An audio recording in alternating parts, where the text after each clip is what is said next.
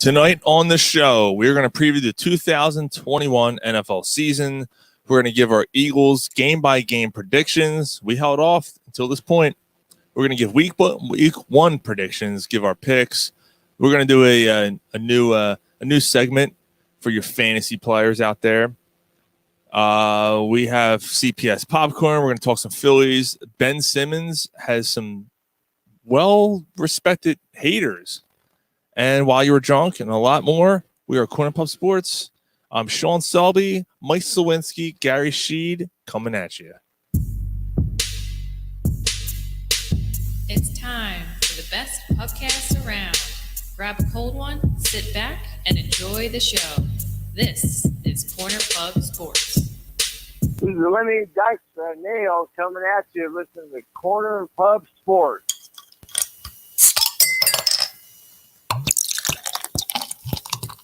Corner Pub Sports.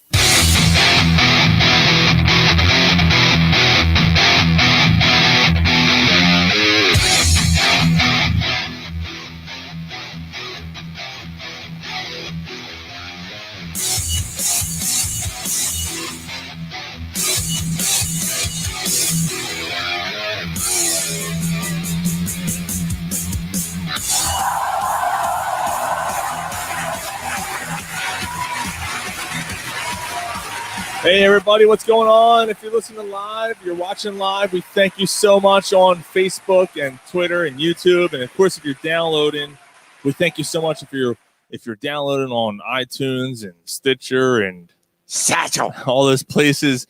Phil Mikowski checking in right off the start. What's up, Phil? He wants to know who's going to be dancing on the bar tonight. I think that's going to be Gary. Ooh. I think it's going to be Gary. Well, I'll tell you what. I'll say this, and I say this every year. This is the favorite show for me. Yeah, this one. Year. Yeah, it's the first show as the NFL starts. Yeah, favorite. Yeah, we're gonna get right at it. I mean, we're gonna jump right into this. We held off. We did not do our our wins, losses, or any of that stuff for a reason. Phil wants to know if the bar's strong enough to hold you. It'll hold me. It'll hold me. Oh. So we're gonna have a fun night tonight. We have a big show planned. Come on over here, you cocksucker, and I'll show you. NFL preview, Eagles schedule, game by game. We're going to do week one predictions. We're going to give our picks. We're going to do a new segment for fantasy players called Shart and Shit. And this, like the presidential election, we got an absentee ballot. Yeah, yes. Yes, we do. Yes, we do. So we thank you guys for tuning in and watching live. We thank you guys so much. And, of course, follow us on Twitter and Instagram and Facebook and all that fun shit. So, hey, what's up, Callie? So we want, and of course, as always, and this is one of the reasons why we do the show live, why we prefer to do the show live, because we love the interaction that comes on as we're doing the show. Like, it's constant. Like right now, Phil, Callie, the other people are going to be joining in a little bit here.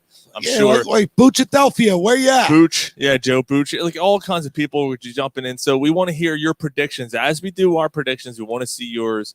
So jump on the show, and you guys got questions, whatever. Feel free. So, but the first question is the most important question of the night. Mike. So yeah, I mean, I went to grab a little something to eat on the and got a cherry Coke, and I didn't finish it, so don't tell Ryan. I stole some of his rum and threw that in there for a little bit. All right, you have rum in. Okay, yeah. I was about to. He ain't here. Drink up. All right, yeah, fuck that part-time motherfucker. So all right, so rum and Coke. Okay, that's cool. What you got there, Gar? An empty glass. You do have an empty glass, but you were drinking some good stuff. What was that? It was that was Trogs. Yeah, Trogs. Trogs. Some kind of juicy IPA from Trogs. Good stuff. Nice. Good stuff. It was really good. 7%. Yeah, it was good stuff. Nice. So, but right now, I'm going to take a moment. I'm going to grab a fucking flat tire. All right. New Belgian fat tire. You know what? Yeah, I'm good for it now. I got a half a glass still on me right now, so I'm drinking lager. But I was drinking the same stuff you were earlier, whatever that was. And then I also had a Lost Palate from Goose Island. I had that a little bit earlier tonight, which was Excellent. I love that. I know you're not a fan. I love that You gotta beer. find a girl, her palate's lost. You squirt your children across their lips, her tongue, and it's lost. Oh man, we got a slightly new setup here tonight. So, So her nickname will be Goose Island. Loose Goose Island. So I think it's time. I think we got to go right at it. NFL season is upon us. This is the weekend we've been waiting for. And you know what? The thing is, The best weekend of the entire year. it's the first normal weekend of football we've had in 2 years. Yes. Last year was weird. Yeah, it was. There There was no preseason. You Yeah. weren't sure if the season was how the season. I mean, it's still not completely normal. Like, we didn't even know if there was going to be an NFL season. Yeah. last year. Yeah. Yeah. But you know what? That aside. No, we're good, man. We're good. I mean, last night they had 66,000 people in the crowd in Tampa. Of course, it's Florida, and they don't give a fuck about anything. Yeah, Florida and Texas too. Yeah, they don't. Yeah, right. The two teams playing against each other, they don't fucking. Yeah, they don't care. But no, it was It felt normal again. Although Al Michaels, I love Al Michaels. Are you ready for some football? I gotta be honest, Al Michaels is done. You think? Yeah. Yeah, he just has no charisma. He's done. He's shot. That's sad. Yeah. That's sad. Well, he had a long career. I mean, eventually, Okay, so he's got to realize when it's time to hang it up. Yeah, he does. Yeah, I think this might be it for him. He just Let Mr. Romo slide in. Let him slide in. yeah, but he can't do play-by-play. He's a color commentator. Yeah. And I can't stand Collinsworth. Yeah, I still can't I stand know. Oh, I don't know. get me started on that cocksucker. It's not just the Eagles game. It's just the whole entire NFL, Mike. no, I mean it's either he loves a guy or he hates a guy. Right. It's Like, either he- now here's a guy or I love everything about this guy. It was I mean, the second snap of the night. He's like, Dak Prescott. He looks like he's been playing for 12 weeks this year so far. He's looking left, he's looking right, and he releases the ball. Now, here's a guy. It's his fucking job. Like he's supposed to scan the field. That's his job as a quarterback. He's making his big giant deal out of. He's doing his scans. It looks like he's been playing for 12 weeks. I mean, that aside. Oh my god! I mean, now Dak looked he good. He had a phenomenal game. He did. Yeah, Brady He looked. did. I mean, that was a good game last night. Yeah. Yeah. So, Tampa Bay holds on. What, 31, But I mean, 31 28? I'll say Final? this: in the NFL, there's no fucking moral victories. There's just not. You How win- about them boys? No, you win or you lose. Well, I'll tell you what. Yep, that's right, and they lost. Yes, they I'll did. tell you. And they're the only team in the NFL who's lost so far. That's true. Yeah. So they are the bottom It's dwellers true. Yes, of they the are. whole NFL, not Yeah. just the NFC East, but Then the you whole got, NFL. you got fucking Jerry Jones with his fucking 8th facelift, standing there like, You know what? I gotta be honest. I never saw him last night. I never saw him last night. one time. Yeah. Yeah, and his cheeks are up past his fucking eyes. Ugh. Yeah. Well, let's get at it. So, do you guys want to do wins losses for the Eagles? Well, give me 5 minutes. Let me take a piss. All right, you could do that. Before we do that, we gave you over the past 8 weeks, we've given you previews of the divisions and AFC, NFC divisions, and we told you who they picked up and who they lost and stuff like that. So the Eagles are going to open up this weekend against the Atlanta Falcons. I think people are reserved because you don't know what to expect this year, and that's understandably so. It's completely understandable. New coach, new system, new look. The whole team's going to be different. Yeah. Before we do our wins losses, what is something that you're looking at with the Eagles that you expect to go wrong and something you think is going to go right? Expect to go wrong. I expect the safety position to be a problem all year. Them to get beat deep on some plays, on not getting the read and coverages and things of that nature. McLeod's hurt. I don't know how many, who else they brought in that's really done well. What I expect to go right is I expect Hurts to kind of play pretty well. I mean, I don't think he's going to be a Pro Bowler or anything like that, but I could see him being, I don't know, maybe somewhere around the 6th or 7th best in the conference. Okay. I like that. I What I expect to go wrong, injuries.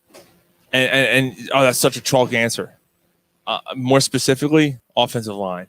I don't think the offensive line is going to hold up. They haven't held up in 4 years. I was having this conversation a couple of days ago. They haven't held up in 4 years. They're older. Now, you got guys like Mulata and I don't know, maybe Dillard. I don't know.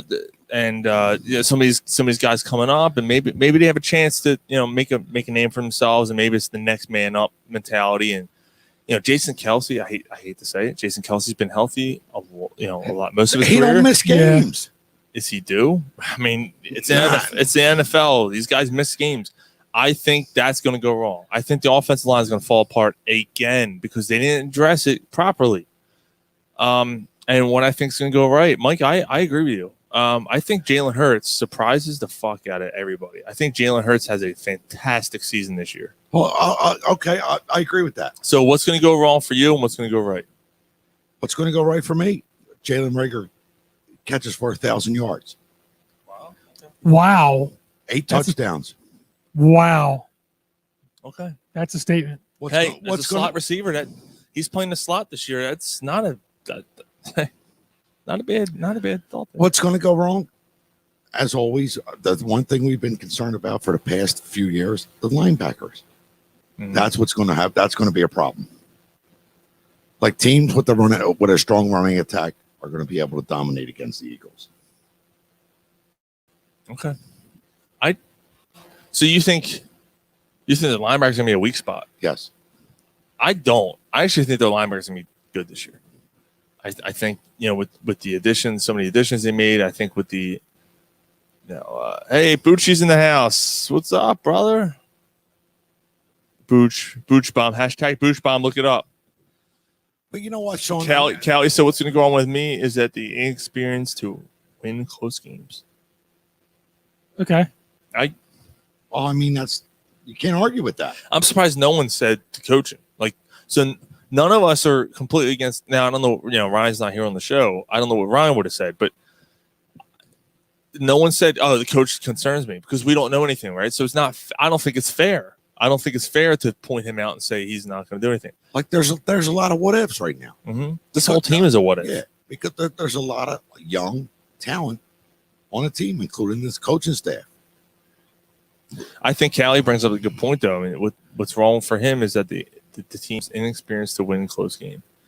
Jalen Hurts hasn't been in this position before, right? Devontae Smith hasn't been in this position before. The defense. Jalen Hurts has been successful and a winner everywhere he's been, though. Mm-hmm. So I mean, he's the guy now. So what we have to wait and see. I'm hoping. Butch wants to know: will the Eagles sign Dallas Goddard long term? I don't know. Because the contracts ended. The contract talks ended this week, apparently. Yeah, they become stale. I assume they will. I assume that this will be Ertz's last year, and I assume they're going to sign. Now, I don't think that Goddard's going to make quite as much as he expects. I don't know. All right, so here's the deal. I don't know if Goddard. I haven't seen anything that's said to me that Goddard is this amazing tight end that everybody's projecting him. Like it always seems to be projections with him. But you don't. It's the solid stuff he does that you don't see, Mike. You know what I mean? It's possible. Like he's solid blocker.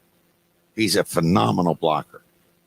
He's better than Zach Ertz as far as that goes. But right. for instance, to go off of what Mike's saying, though, Mark Andrews was signed long term this week. Crazy money, like I don't know, 5 years, $60 million or something like that. Wow. And immediately people are like, "Oh, that's the sound of Goddard backing up the Brinks truck." No. Time out. No. Goddard is not Mark Andrews yet. No. Not yet. No, I mean, Goddard's projected to be Mark Andrews every year. And that's projected is fine. I project all over the toilet seat sometimes, and That's that doesn't true. mean anything. Yeah, absolutely. They don't live. Yeah. Flushing down the toilet. Now, so, but no, I mean, like, has Goddard? You get an itchy ball sack, you let it in the toilet. That's What's right. what's Goddard's like? He had like 600 yards is his max? Is his best year or something? What was this? I'm sorry? 600 yards, is that like Yeah, something like that. That sounds about right. But maybe it's 4 or 5 touchdowns? It's not Mark Andrews putting up nearly 1,008 touchdowns. Right? I agree with what you guys are saying, but it's the down in the trenches stuff that he does. Yeah, but you don't get paid for the down in the trenches stuff. Right. But in his head, he's thinking, hey, I'm a better blocker than this one. I'm a better blocker than that one. Callie said so many million projections, he loses a day. Sometimes more. Bucci says, I think the Eagles are going to run the ball a lot. It's Sanders' time to showcase himself.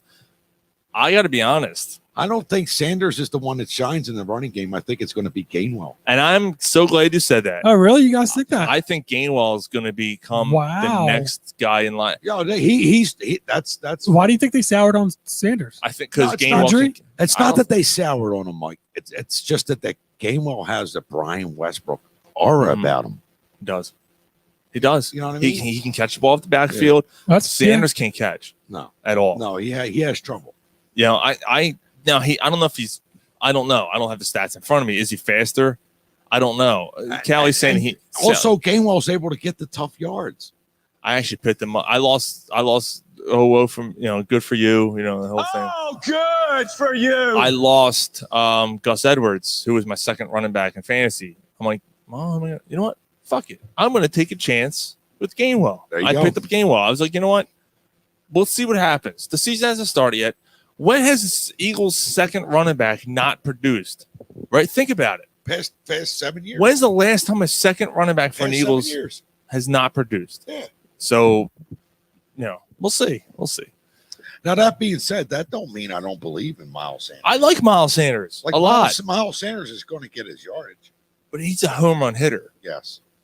Miles Sanders is a home run hitter or bust, in my opinion. Yeah, I agree. That's a great analogy, bro. He's the I want to see a running back that gets the hard. He's the Pete Incaviglia of the Eagles. Home run or bust. What's the matter? That was too much of a reference for you? What's wrong with my favorite fucking Phillies of all time? Booch wants to know. Why does that not surprise me? Booch wants to know if Devontae Smith will get 1,000 yards this year. No. Rager's going to be the one who gets 1,000 yards. No, I disagree. I think Devontae Smith gets it. Yeah. Nope. Devontae Smith. Don't tell me nope. No, that's just my opinion, Mike. He's going to take time to adjust in the NFL. I believe he's going to get his plays, his catches, and the plays where you're like, oh my God, how the fuck did he catch that? But I don't think he builds up the yardage. No, I think it's going to be Watkins and Rager are the ones that shine this year. I do think Quez Watkins is going to have a nice role in this team. I'm not sold on that. You're not sold on Quez Watkins? I don't know, man. I think Quez Watkins is going to be like the. Well, that being said, I think he's going to like. I think Quez Watkins has a chance to get like 600, 700 yards this year. But Smith is the one that opens it up for them other two. Yeah. Yes. Now Rager is going to be the slot guy, right? So, if they're saying they're going to have him in the slot, they're going to have him in the side. And the thing is, like he has speed. People want to discount him. He has unrecognizable speed. He has good speed. So they tried to end around with him last year. It didn't work. I mean, I just think that their offense last year, and I'm not shitting on Doug Peterson for everything he did and all, but it was stale. You knew it was coming. You knew what they were going to do. And next. Sirianni is a wide receiver guy. Mm-hmm. They said he's been spending a lot of time with the receivers in camp. There was an article, I think it was Rube. I think Rube and Frank wrote it over the week.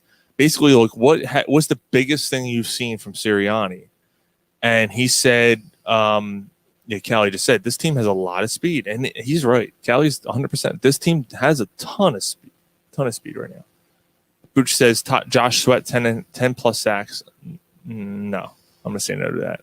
I think Sweat's a decent player. I don't think he's getting 10 sacks. I mean, you get 10 sacks or over, you're now an elite defensive lineman. Well, I mean, right? as far as defense goes, I think you see a difference and an aspect increased by Javon Hargraves this year. Yeah, I think so. I mean, now that he's healthy, right, and he's out there, and I like Gannon, the new defense coordinator. It sounds like he's pretty aggressive. But anyway, what the fuck was I going to say? Fucking, this is what happens on the show when you drink and you read the comments and you get sidetracked. Alcohol's a motherfucker. Someone the receiver. Oh, the Sirianni receiver. Oh yeah, Ruben Frank. He said the biggest thing he's noticed was the fact that Sirianni would just flat out knows the game and he remembers things that he's like, this guy doesn't have a pen and paper in front of him. How is he remembering this information? There's certain things that he just retains and he just boom, boom, boom, boom, and he's quick. And then also Sirianni in turn said the biggest thing he noticed about Hurts is that he thinks that Hurts is picking up the offense really well. So those are good signs. Although, I mean, Well, he's not going to Jalen say Hurts- that. He's not going to say that Hurts is an idiot and can't figure out the playbook. No. I mean, everywhere Hurts has been, he's been a winner. And, you say everywhere. What do you mean everywhere? Well, he's played for 2 colleges. Well, everybody's been a winner that's played at Alabama. I mean, let's just throw it out there. Right. And what do we got here? We got I'm going to Oklahoma, too. We got an Alabama quarterback. We got Oklahoma's program is pretty good, though. Yeah, absolutely. Actually, yeah, you know what? It was interesting. I seen something else the other day. It showed 3 Alabama quarterbacks out right now. Oh, yeah. Like yeah. Tua, It's Tua. Hurts, and I forget was somebody maybe drafted this year? Yeah, someone, yeah. And they're like, which one's going to break the trend? And they're of all them being standing next Pro to each Bowl? other. Yeah. Yeah. Well, did you see what Swoop did to Smith's locker? Yeah, I did. There's fucking feathers going everywhere at the end. Like, enough with the enough with the I time. thought that was good. Get out of here. Get here, roll tide. All right, well, let's have some fun. We haven't done this. We want our listeners to chime in here. It is time to give our predictions, Eagles, week by week. We haven't done this. Mike, you want to keep track of this for us? Yeah, I'm just going through, still doing some movie stuff. They might need a Okay. beer Why for don't you? this. Yeah, I'm going to need a beer. For I think Mike does need a beer. Yeah, if you pour the beer by the time that you get that done. Well, week 1. So this is actually going to, why don't we kill 2 birds with 1 stone? Let us have it, Sean. Week 1 against Atlanta on the road. Eagles, Falcons. Matt Ryan loses Julio Jones. Still has Calvin Ridley. Gains Kyle Pitts. They have no run. I'm sorry. I'm Rookie coach. I am not a Mike Davis believer. I don't think they have a running game. Dan Quinn ain't in the organization no more. That defense is. I don't know what to think of that. So, Eagles. I think the Eagles ripped Atlanta apart. You think so? 28-7. Jesus, 28-7. man, you're going bold. You're going real 28-7, bold bro. with this one. Holy shit!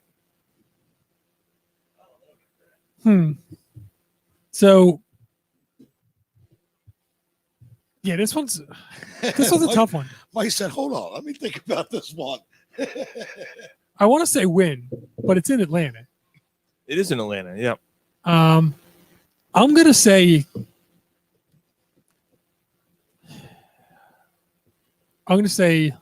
a loss. Basically what Callie said. I want to go win here, but I'm gonna say that I'm taking a veteran quarterback in Matt Ryan with a veteran, or at least a little bit more of a veteran coaching staff. Not being close. Okay. Their defense is terrible.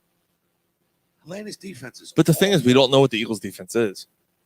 Are they going to be able to stop Calvin Ridley and Kyle Pitts?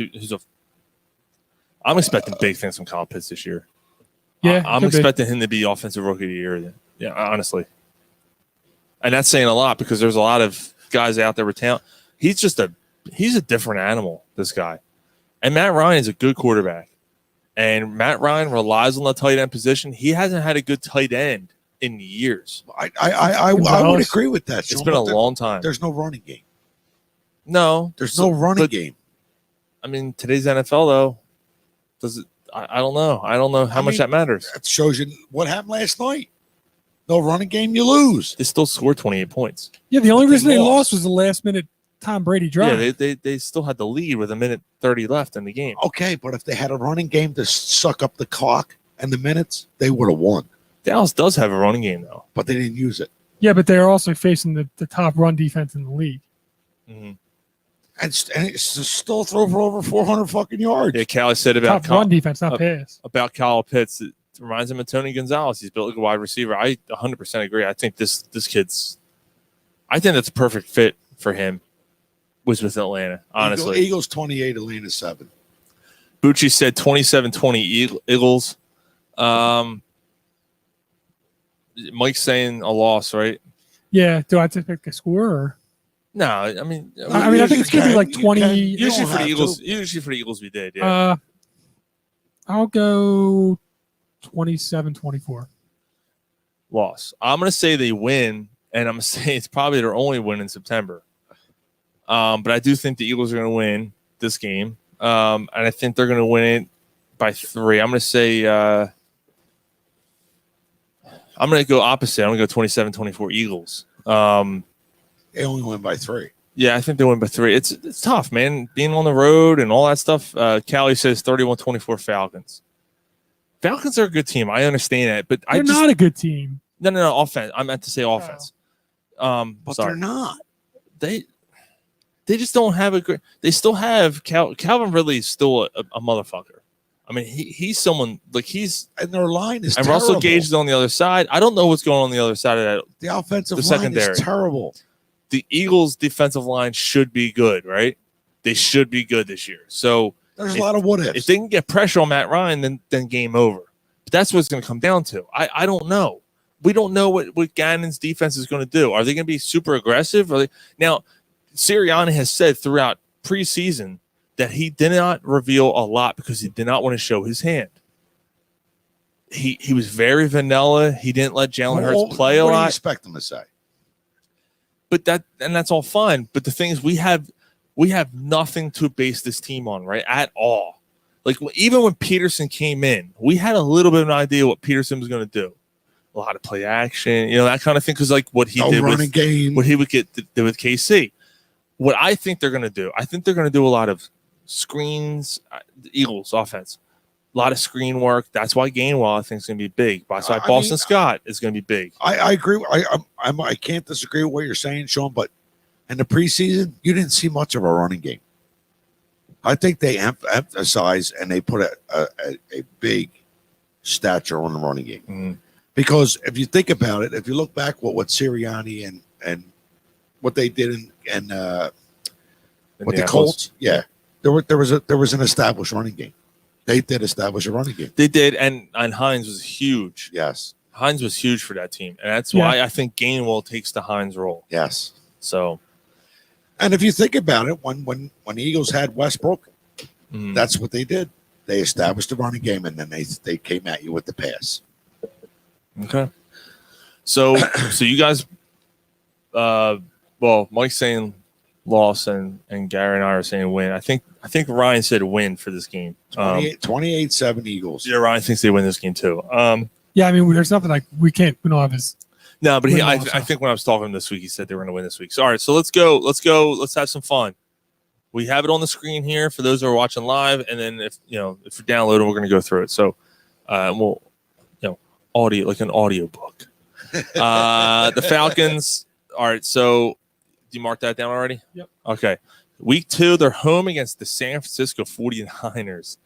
Yeesh. A team getting healthy. Jimmy Garoppolo is probably the starter. A good running game, solid defense, an experienced team, 2 years removed from a Super Bowl. What do you think? Home opener. I say it's a loss. I don't think they win this game. I think this is a win. Really? Yeah, I don't think 21-14. I think more on this later. I think the 49ers turn fucking heads. So San Fran's coming off a bad year. Injuries. Garoppolo got injured. Trying to think of who else got injured. I mean, their defense was banged Kittle up was last hurt. year. Yeah, they lost a lot. Well, San Francisco does have the best tight end in the league, if you ask me. Mm-hmm. One of the best. I still like Kelsey. Kelsey, AFC, Kittle's NFC for sure. They're two different type of tight ends. All right, I'm gonna go loss. Are we giving scores for this one? No. Okay. We're just gonna go. Have to. No, we're not doing scores. All right, week 3. Mike's keeping track. We'll go through our final win loss. Week 3 away, Dallas. I think they take a loss here. Loss for me. Dallas actually looked pretty decent. Dak Prescott threw for over fucking 400 yards last night. Yeah. And he's supposed to be injured. He's supposed to be injured. Bunch of childs. Week 4, they're home against the Chiefs.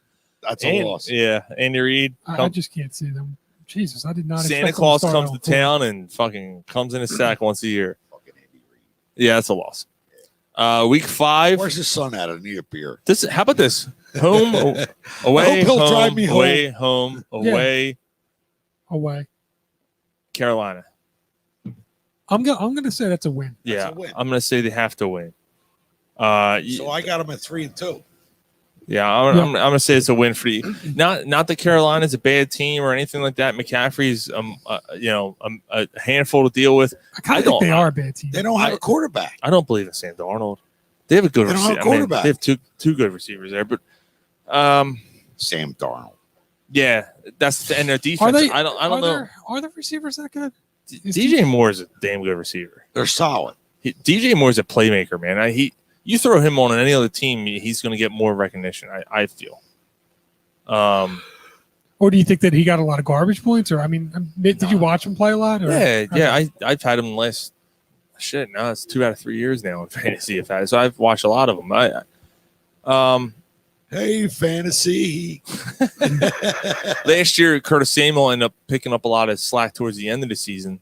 Second half of the season, they started using him in end rounds and stuff like that. And he's gone. He's in Washington now. But I think DJ Moore is, one of the top receivers in the league. I think he's the top 10, 12 receiver in the league, personally. All right.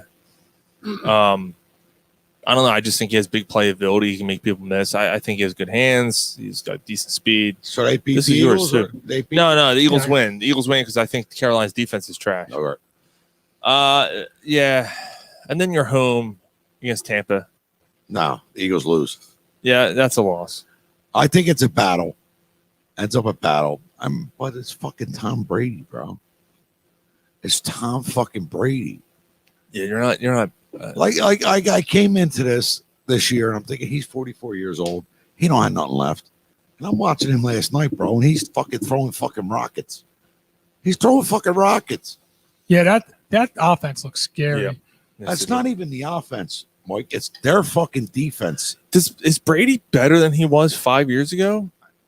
I think Brady has I think Brady has a better listen, team. Apparently he had a quick release. I think that he's Listen, they were showing a thing, and Brady's first 5 years, he got rid of the ball in 38 seconds. I don't know. 0.38.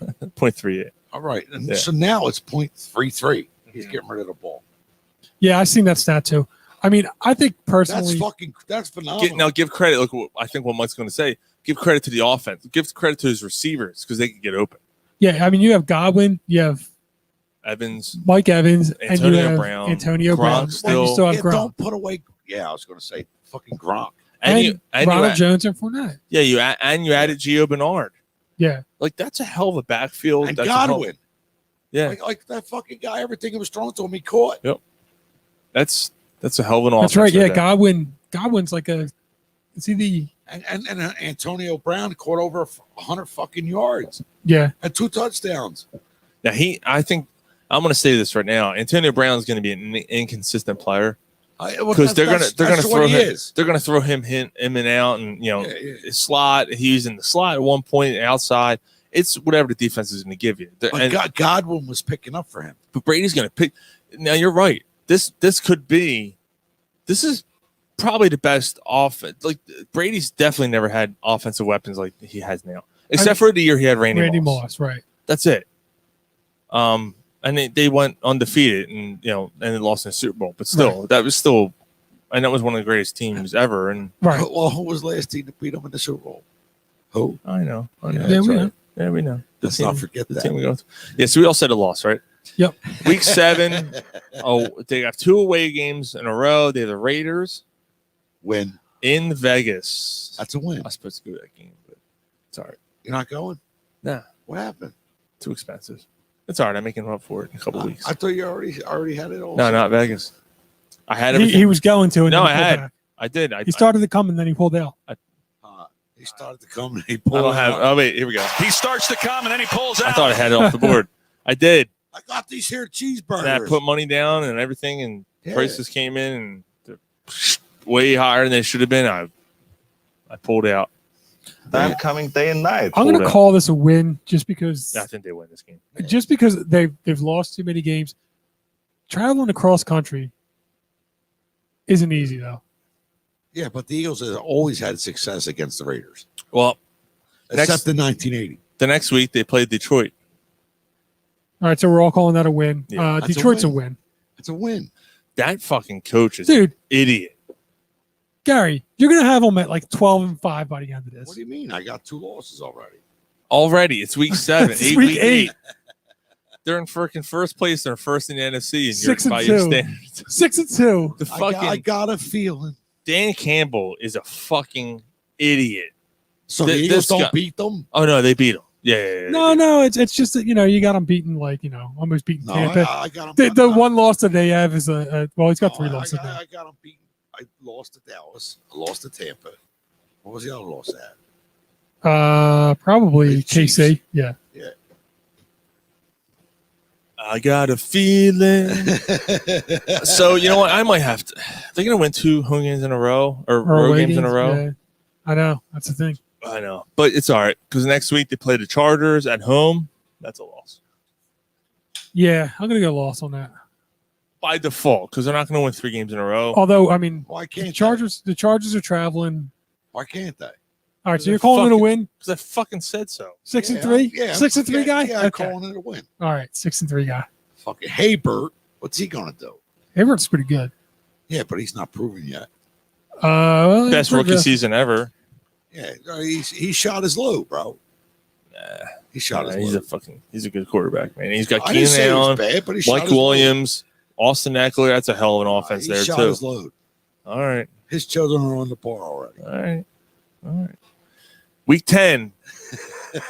That's the game I'm going to That's just. at Denver. How you going? Oh, I'm going to Denver. I'm calling this a loss, though. Traveling, I'm calling it a loss. Nah, I'm going to be Mile there. high. I'm being there. No, Denver's terrible. I'm going to be there. No. Denver's got a good defense. Bridgewater's the quarterback. They have Yeah, that's a loss, crowded man. backfield. That's They have lost. good receivers. Sutton's back. Jerry Jeudy. A defense. No, I think they win. I think they win in Denver. The Eagles take that one. Yeah, I think they. You calling the Eagles to win that one? Yes. 7 and 3? Yes. 7 and 3 guy? Okay. All right. That's right. Fuck you! I'm trying to help you, See, motherfucker. listen to them. I'm just trying to help. All right. I thought that was about me just trying to tell in hell. Now they're home against the Saints in Week 11. Loss. Why are you so quick to say that? It's a loss. So well, hold on. So they have no problem against It's a lot of travel and showing a lot of fucking animosity. It's they're coming back against a tough Saints team. They're going to get kicked in the mouth. I agree. I think they lose. Yeah. They haven't had much luck against the Saints in the No. past few years. Peyton seems to own this team. I fucking hate it. Yeah, and his smug fucking dick sucking lips. You got a tight little man pussy on you, don't you? So I'm gonna It stinks. I'm gonna say fucking. It stinks. I'm gonna say they lose. What the fuck? That one's a fucking. This one though, like the. Yo, St. Beers is one of I- the best shows we have. I set that up good. There, I was like, You got a tight little man pussy on you, don't you? It stinks. yeah, it's a loss. All right, you got that marked down. Yeah. They're now on the road against the Giants, and I'm telling you, this is where the schedule changes. Hey, I got a feeling. This is where the schedule. When is their bye week? It's in 2 weeks. It's late. It's Yeah, late. it's late. So this is where things change. Giants on the road, Meadowlands. They win. It's a win. That's a win. Come on, man. That's a win, Sean. I know, and I said this early. I said this last week when the previous NFC East. I said that the Giants are the shit. I think the Giants are the shit town of the NFC East. Bro, the Eagles win now. Do I have them sweeping them though? Yeah, fuck it. I'm gonna say yeah. They always play them tough though. the Eagles and Giants is always. Fuck it. All right, I'll say that. Eagles and Giants are always like. You know what? No, mark me down for a loss. Mark me down for a loss against the Giants because I'm looking at their schedule later. And I think they're going to split against the Giants. Really? Yeah, I do. They split against the Giants. I'm going to call it a win. Okay. What are you getting mad for? They stay in the Meadowlands, and they play the Jets. Well, I mean, they don't stay. They're probably traveling back. So one of the other things, this is huge. After week 10 against Denver, I just want to point this out. After week 10, the Eagles never fly on a plane again. Interesting. Yeah. Okay. They never take another flight That's again. 100% in their favor. That's what I'm saying. This second half of the season is where they can really make their bones. So, yeah, they beat the Jets. There's no, they're not losing the Jets. And a fucking Mormon quarterback, wherever he is. I think they lose to the Jets. Really? Yeah. He hasn't beaten the fucking Chiefs and losing to the Jets. No, I know, I'm joking. Oh, Jesus Christ. You know why, Sean? Because the Eagles have always been a team that has been expected to beat a team and don't. Okay. All right. Okay. Yeah, well, in 3 weeks, I might change my mind. Now they're on a bye, so they stay home. And then they come back and they're home against Washington. They lose. Oh, wait. Week 14 is the bye? Is that what it says? Okay. Yeah. I can't see the screen because the little. Oh, yeah. Week 14 is the bye. Yep. The Eagles can't hold up to that Washington defense. Yeah, it's a loss. Yeah. That's a loss. Yeah. Loss. What do you got a loss, man? Yep. You got a loss too? I do. They're now home against the Giants next week. They lost. They another loss. I have a win. I'm going to call that a loss. Now they're on the road against Washington. They win. By the skin of their teeth. On the road? Yeah. I got it as a loss. Swept by Washington. Yeah, I'm getting swept by Washington. They're not. Yeah, it's hard to beat it. It's hard to sweep a team. I would say they win. Yeah, they're not sweeping. Washington ain't sweeping us. Although that Washington defense is going to be one of the best in the entire league. Top 5 for sure. Yeah. Number 1 in the AFC and then the NFC East. The season finale is home against Dallas. They're not getting swept by Dallas. That's a win. Yeah, I agree. I disagree. And I'm going to say this because I think Dallas doesn't care. No, the Eagles lose. I think the Eagles win. Dallas doesn't care at that point. Dallas is. I don't know. I see a different side of Dallas this year. Dak Prescott's got something to prove. No. That's what I'm saying. Dallas doesn't care. It's already wrapped up. So Dallas has already got a playoff spot. Yeah, I think I know last week I think I said Washington and Dallas, but I don't know.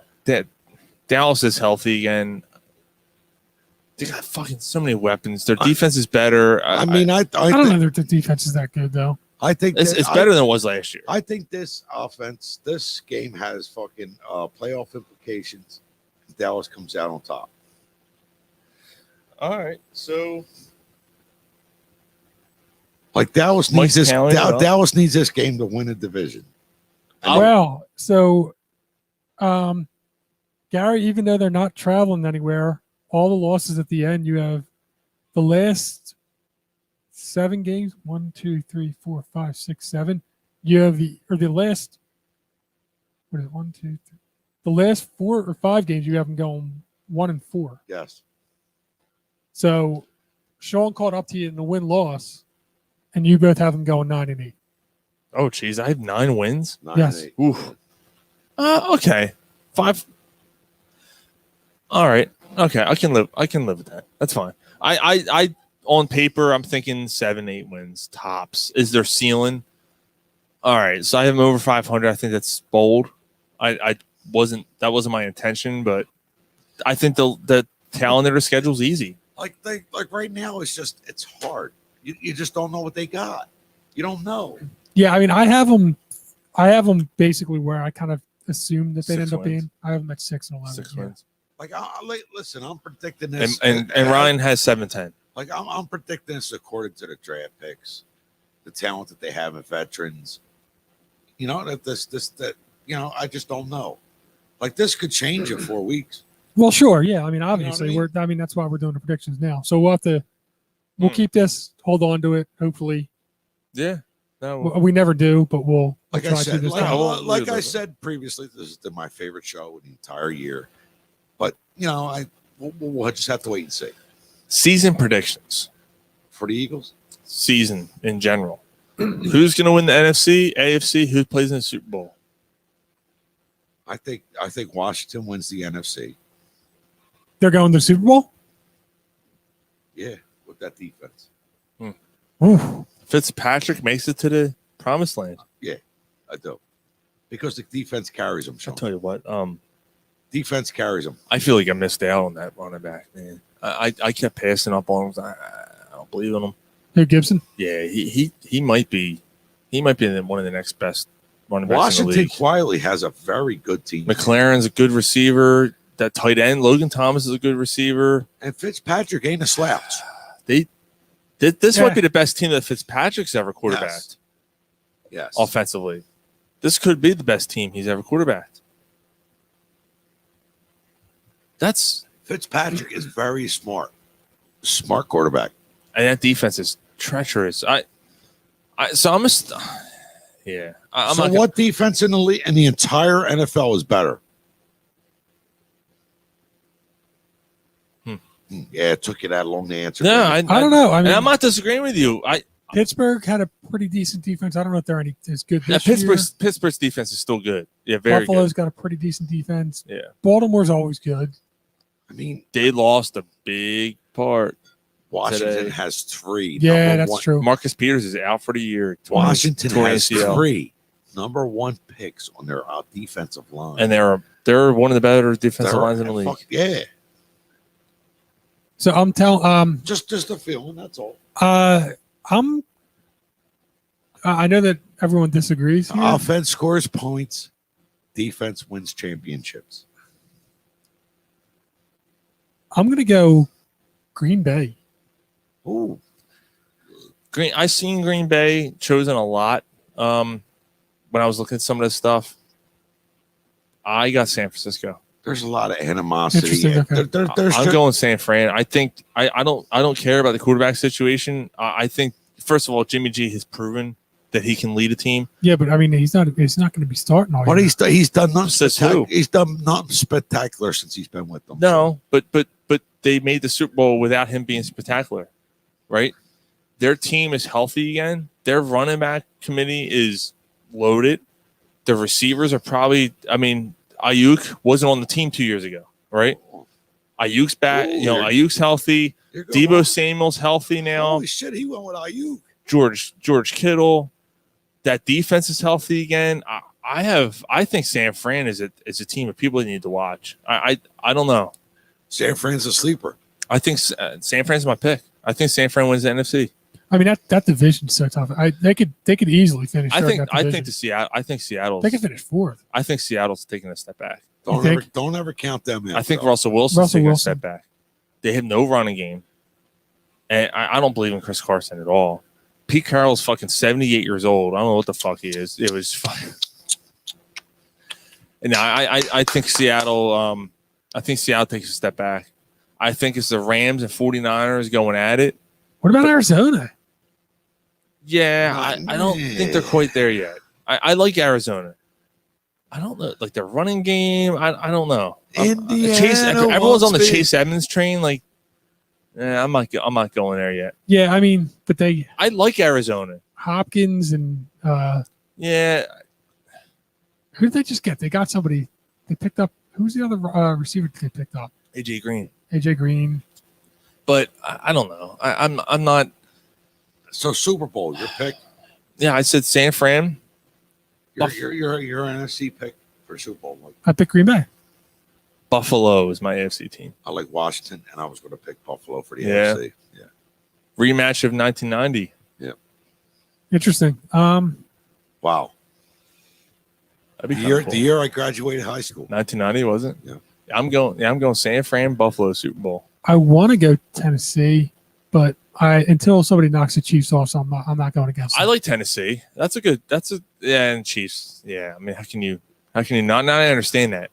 Yeah, I mean, I know that I'm going a little bit more chalk, but I mean, I don't. It's hard for a team to make it 3 years in a row You seen that last year. Well, they made 3 years in a row as an AFC team. Not happening. And they lost last year, too. Very hard. Remember, they lost last The year. Super Bowl hangover. The Super Bowl hangover. Very hard. So, Yeah, I mean, I like Tennessee, though. That's a good pick because, like, you know, Tannehill, those receivers, Derrick Henry, they've been knocking on the door the last couple of years. That defense is half decent. Not an elite quarterback, bro. he doesn't need to be an elite Doesn't quarterback. need to be elite. He does to get past the hump. You know what? He better be fun. All right, so wait a second. He better You got Yeah. Yeah, tell me, Mike. you got Ryan Fitzpatrick making it to the fucking Super Bowl, but Ryan Tannehill. But Ryan Tannehill is garbage, huh? No, He can't take a team. No, I got Washington's defense carry him to the Super Bowl. What's wrong with Tennessee's defense? Basically, what Mike is trying to say is I say that's enough. that's what Mike is trying to say. Fucking Fitzpatrick. That's The magic. guy throws 30 interceptions a You year. can't lose with that fucking beard, bro. Look at that beard. That's all he's done his whole beard. career is lose. Yeah. That's all he's done. Yeah. Was lose. Not against you. I like Fitzpatrick. I gotta be honest. I do like Fitzpatrick. I He think throws a lot. Like he has good games and then he has really bad Yeah, games. And he throws a lot of interceptions. He kind of reminds me a little bit of Jameis Winston. Well, all right. That's a valid point, Mike. But he, in his career, right now, where he's at, he's with the team where he can shine with this team. But he's also like 30, 36 or something. I think he's 37 or 38. Okay, Tom Brady's 44. Yeah, but Tom Brady's a fucking unicorn. Okay, so you got a quarterback that'll get It's a hot. unicorn. I mean, I forgot we had that sound white. I wasn't thinking that when I went there. just listen. You know, Fitzpatrick, if he gets hot, he gets hot. There is a chance he gets hot. Okay. He hasn't done it before in the first 37 years of his career, but hey, 38's a charm, right? He don't stink. He don't stink. His fingers stink. 'Cause he's sticking Let's over- see how stinky those fingertips can get. Why? Because he's running through that nasty beard. No, because he's got him in Giselle's pussy. Brady. Oh, Jesus. Wow. We're all over the place. Yeah, I know. Oh yeah, I'm fucked up. I'm drunk. Should we do? All right. So those. How about So Fitzpatrick don't deserve a little offensive player of the year? No. Kyle Pitts. Okay. Kyle Pitts is my Offensive player, not even. Oh, I'm sorry, rookie. No, I'm sorry, offensive rookie. rookie of the year. I'm sorry, Devontae rookie. Smith. Wait a second. I'm saying Kyle Pitts is rookie of the year. You're saying Devontae Smith is rookie of the year. Yes. God damn it, Gary. Why? You sit here and you say that Jalen Rager is going to have 1,000 yards and 8 touchdowns and he's going to outproduce everybody. And Smith's not going to be this year. That's and then the he's way offensive player. that's the way the NFL works. So bro. what's he going to have? 500 yards to be the offensive player of the year? Absolutely. Here you go. I just can't. Shut the fuck up. I don't want to shut the fuck up.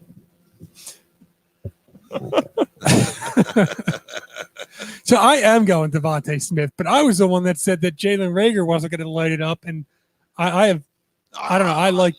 I love Devontae All Smith. joking aside, I understand what you're saying, Mike, but I mean, Devontae Smith being here, he's going to open stuff up for the other side. You know what I mean? Because teams are going to feel they need to double team him. So on the other side and in the middle, it's going to open up. Yeah. It's also going to open up the running game. All right. Yeah.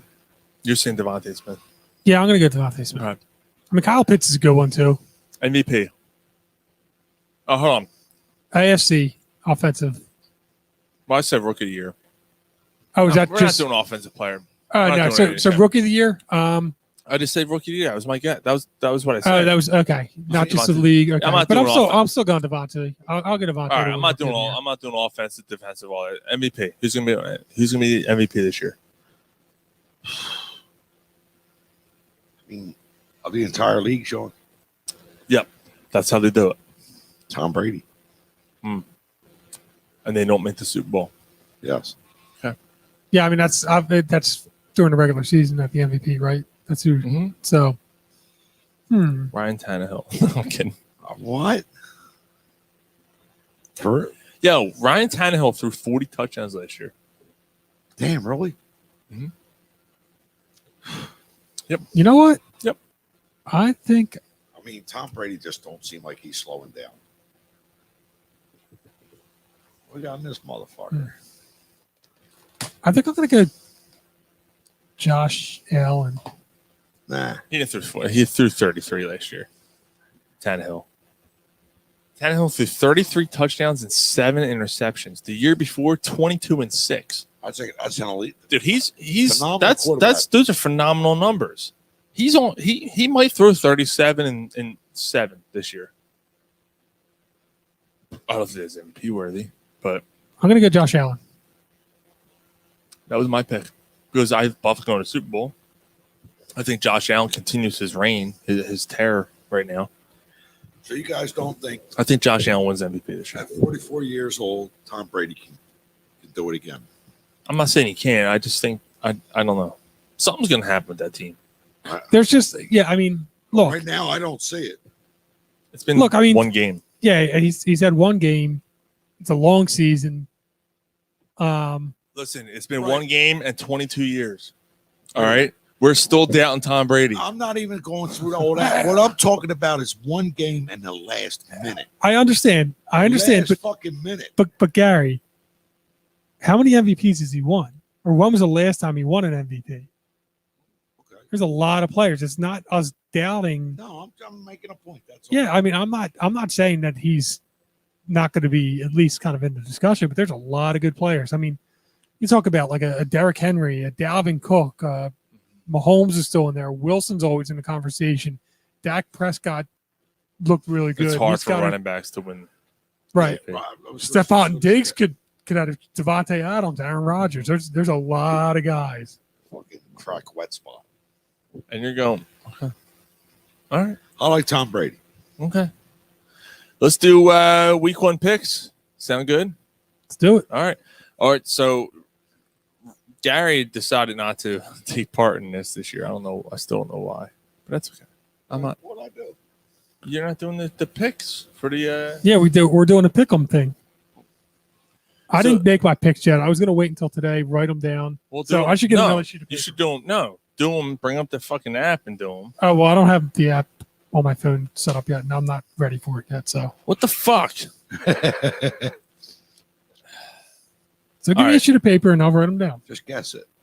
Oh, how about this? All right, so La'el Collins suspended for 6 games. For what? Violated the substance abuse policy. All shot up on Today. steroids. Just announced about a little bit ago, about 2 hours ago. Who's he with? Is he Houston? No, he's with Dallas. Oh, is he with Dallas? Yeah, suspended for 5 games. Holy shit. 5 or 6. Says 5. Interesting. Yeah. Steroids. You know what? He probably got caught with it, so he gets 6 weeks starting today. That's probably And he what it played is, the yeah. one game. Son of a bitch. Yep. Lucky he is. All right. Yeah, that's wow. How about that? That's pretty wild. All right, so let's do this week's picks. So we're doing something different here on Corner Pop Sports this week. We're not going to do, or this year, we're not going to do point spreads. We are going to do just straight up, and we're going to keep tallies. We have a whole full on like. We got a league for it, and one of the things that we so we're hoping you guys are going to be listening, playing along. You're going to hear how we're doing each year. One of the other things that we talked about doing is if we choose to that week, when we go through it, we're going to institute a text or comments pick. So the first comment that we have in from one of the listeners, it'll be the pick that we're going to make that week if we're not sure of a game. Mm-hmm. So I'm already want to know. Me too. Yeah. All right. So Eagles, Falcons. You picked the Falcons. I picked the Eagles. All right. We already talked about that. All right. So the next game on the slate for week 1 of the NFL 2001 season, you got the Steelers and the Bills. Going Buffalo. I went Buffalo. Again, straight up. Vikings, Bengals. 82% of the people, 82% of the population picked the Vikings, and I went the majority there. So it's in Cincinnati, though, right? Still going Minnesota. Yeah, I went Minnesota. All right, 49ers take on the Lions in Detroit. 49ers. Yeah. Yep, same here. Next game is 1 o'clock game. This is actually a tough one. Arizona, Tennessee in Tennessee. I'm gonna go Tennessee. Yeah, I like Tennessee there as well. I took Arizona. Okay. I think Arizona. That's one of my shockers. That's one of my visitor, on the road shockers. There, is it really shocker though? I don't think it's really a shocker. Not terrible shocker, but a little bit. It's just a half a pinky in the butt. A little bit. Seattle takes on the Colts. I had a hard time with this one. In Indy, right? Yes. I'm gonna take Indy. Yeah, I took Indy too. Yeah, Indianapolis. Yeah. I'm saying San Diego. The Los Angeles Chargers take on the Washington. Blah blah blah. We'll talk about that in a second. In Washington. Take on I Washington. like what? What Washington. the fuck is wrong? There's a burp in there, man. What a fucking jitbag. Jesus. Ooh. I went Washington. Washington. Jets take on Carolina in Carolina. I don't give a shit about this game. Nope. I'm instituting my goddamn whoever picks it for me. Okay. All right. So one of the listeners chime in. Tell Mike who he should pick. Jets or Carolina. Jets or Carolina. Chime in. Who cares? All right. Jacksonville. We'll go past that. Jacksonville and Houston. Houston. Are we each picking one for the listener? Yeah. I don't think we have enough listeners to do that. What are you talking about? There's only two. I say, you know what? I say the listener picks us. I say the listener picks us. Picks whoever listen. We institute one a week. And the listener picks one of us. Yes. No, I mean I think we got enough people that there should be enough people that are listening to comment in for three Live? different picks. What? There's not three people that are listening right now. I don't know. Who gives a fuck? Has anybody commented yet? It's been a while. I'm going to say Jacksonville beats Houston. Trevor Lawrence gets his first win in the NFL. I agree. I think Jacksonville beats Houston. Houston's a fucking train wreck. Not yet. So did you pick the Carolina game? I say Carolina. Okay. Browns, Chiefs in Kansas City. Chiefs. Yeah, that's easy. Is it easy though? Yeah. Yeah. In Kansas City, absolutely. Miami and New England in New England. Miami. I'm going New England. Although Mac Jones, yeah, but two is young too. Yeah, I'm going New England. I went Miami. Hi. Green Bay at New Orleans. Green Bay. Rodgers. Green Bay. Yeah. Rodgers versus 10. Freeze. Oh, that's right. No. Nah, I Winston, right? Winston got that job. went Winston. Yeah. Yeah, I went He stole a six-pack. I went Green Bay. Denver travels to New York to play the Giants. Tough one. I'll take Denver. That was a tough one. I think I'm going to go New York. I went Denver. Denver.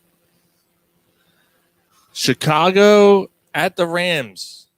This is Sunday night's game. This is actually not a bad game. You get to watch Stafford for the first time. You get to see Like Ted Bundy would say, I'll stay in Denver. you get to see fucking Andy Dalton on Sunday Night Football. Yeah, that's gonna be a blast. Yeah, talk about Yeah, hey, make sure you buy a six-pack for that game. the Rams are gonna whip the fucking floor with that shit team. My opinion. Andy Dalton. His mom should have left him in the sheets. Oh shit! There's only one Monday night game. There's only one Monday night game this year. Yes. Yeah. Huh. How about that? Yeah. What do you mean? There's the first game of the The year. first week of the year, week they of the year, used to do like two. a 7 o'clock and then like a 10 o'clock game or something. Baltimore and the Raiders. Baltimore. Baltimore here. Yep. Okay. So nobody texted in? Nah. So you gotta make your own pick. Well, fuck you guys then. Yeah, What the hell's the point in this then? Yeah, where's our fucking fans at? Jets or Carolina? That's a tough It's in Carolina, right? Or Yeah. Yeah, Carolina. no, Carolina. All right. What about Thursday night? Already, we were past Thursday I'm night. sorry. We're not going to do next Thursday's game. No. We got to pick that one on our own. All right, so we're gonna do a new segment here. I should come up with some theme song. So we're not really doing it. I know when you did it the one time, it was you only went players that you weren't a top guy, this and that. I didn't do that. I just kind of went down the line and looked at some matchups and just didn't necessarily pick who I think is going to finish top, but just who I think is going to have a good week. Yeah, no, that's what we do. Yeah, that's what we're. It could be Mahomes one week. It could be fantasy. No, and it could be a star player. Right. I used to pick like guys you wouldn't normally start. Right. No, fuck that. We're doing this is Corner Puff Sports shark shit of the week. And it's fantasy football related, and who you should start and who you should now start and sit. The Sharks just shart your pants because they're going to do so well. And the shit is because they're going to shit the bed. Yeah, your underwear hole's all wet. Right. You're fucking aching. Yeah, I mean, either way, your underwear. I got to do an intro for this. Like some kind of fucking thing. Yeah. So quarterback, running back, wide receiver, tight end. All right. Do you have all four? Yes, I do. Okay. I also threw a defense in. Okay, that's fine. I'm not doing defense, but that's fine. Okay. Yeah, that's fine. This is my exercise. All right, so my start of the week is actually Jalen Hurts taking on the Falcons. Oh, I didn't do my sits yet. Shit. You didn't do your shits yet. So I'm doing. I'm going with Jalen Hurts against Atlanta. I think Jalen Hurts. You're saying he shits the bed. No. He's my shits. start of the week as Hey, quarterback. well, that's a fucking rip in your underwear, so he shits the bed. No, Oh my god. a start means like he got you so excited. No. Like I might shit my pants. No, as short as your head. Oh, I gotta get to the toilet. Yeah, but I'm so And excited. You don't make it. You shit your pants. Fuck with my ass, man. Shit. But you're all excited, right? It makes you all excited. Yeah, you're drinking all these beers. You're all excited. You're like, yeah, and you jump up and down. And it just kind of blows out. Yeah. Oh, I get with that. He's a start of the week Yeah, in a good way. What's this, a Temple fucking University campus? I don't know. I don't know either. Yeah, Jalen Hurts does good. Oh, Lord, help me. Hurry up, pull over. I got to shit. Who's your quarterback, Mike? While you're looking at your sits? My shart is going to be It's short. Kirk Cousins against Cincinnati. Nice. That's a good one. See, I like that. so See? It's easy. You're excited about Kirk Cousins? That makes you shit your pants? Yes. Okay. All right. Throwing to Justin Jefferson and Thielen against No. against Cincinnati's defense. Yeah. Now I just talk shit on him. we have to come up with something. I just talked shit on him. Shit. Talk about moist underwear. But Chase Edmonds against Tennessee, that's actually a good matchup for him. Tennessee's run defense was not good last year. Yeah, you leave a rip in your underwear, your fucking balls start itching because your underwear are all dirty. 2 weeks later, you end up with a boil.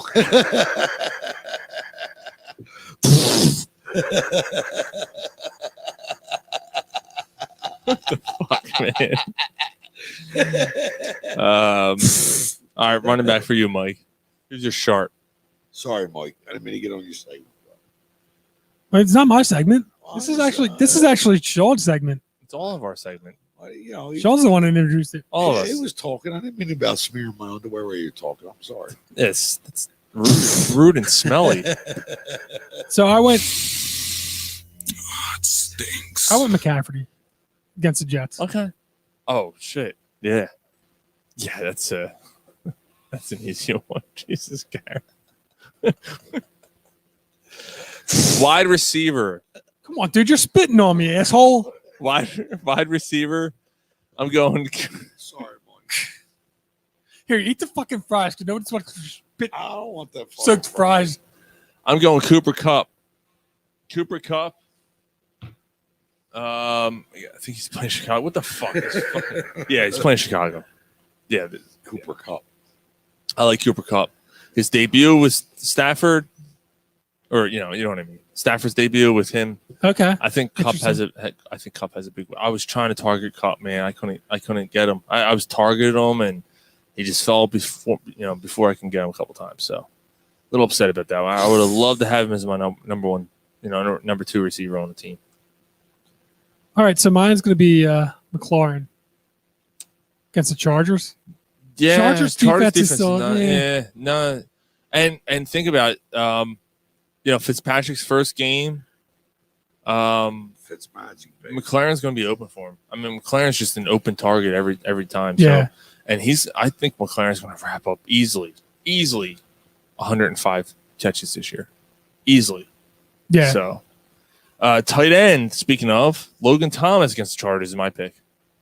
Washington tight end. Yeah, I went Kittle. Okay. Kittle against Detroit. Thought that was going to be a pretty good matchup.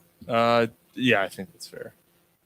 All right, so how about your Go ahead, Gare. What about your shits of the week?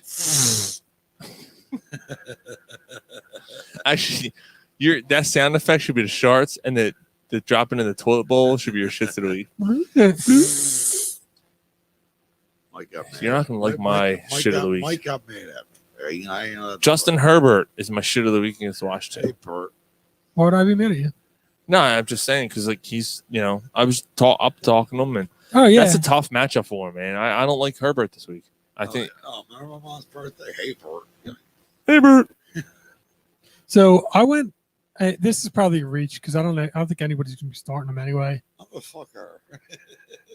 So, and I kind of scrambled. So apologies for going lame here, but I went Ben against the Bills. I don't think anybody's going to be starting to begin with. Well, you don't know. If there's a 14-team league, they might be. Right. Okay.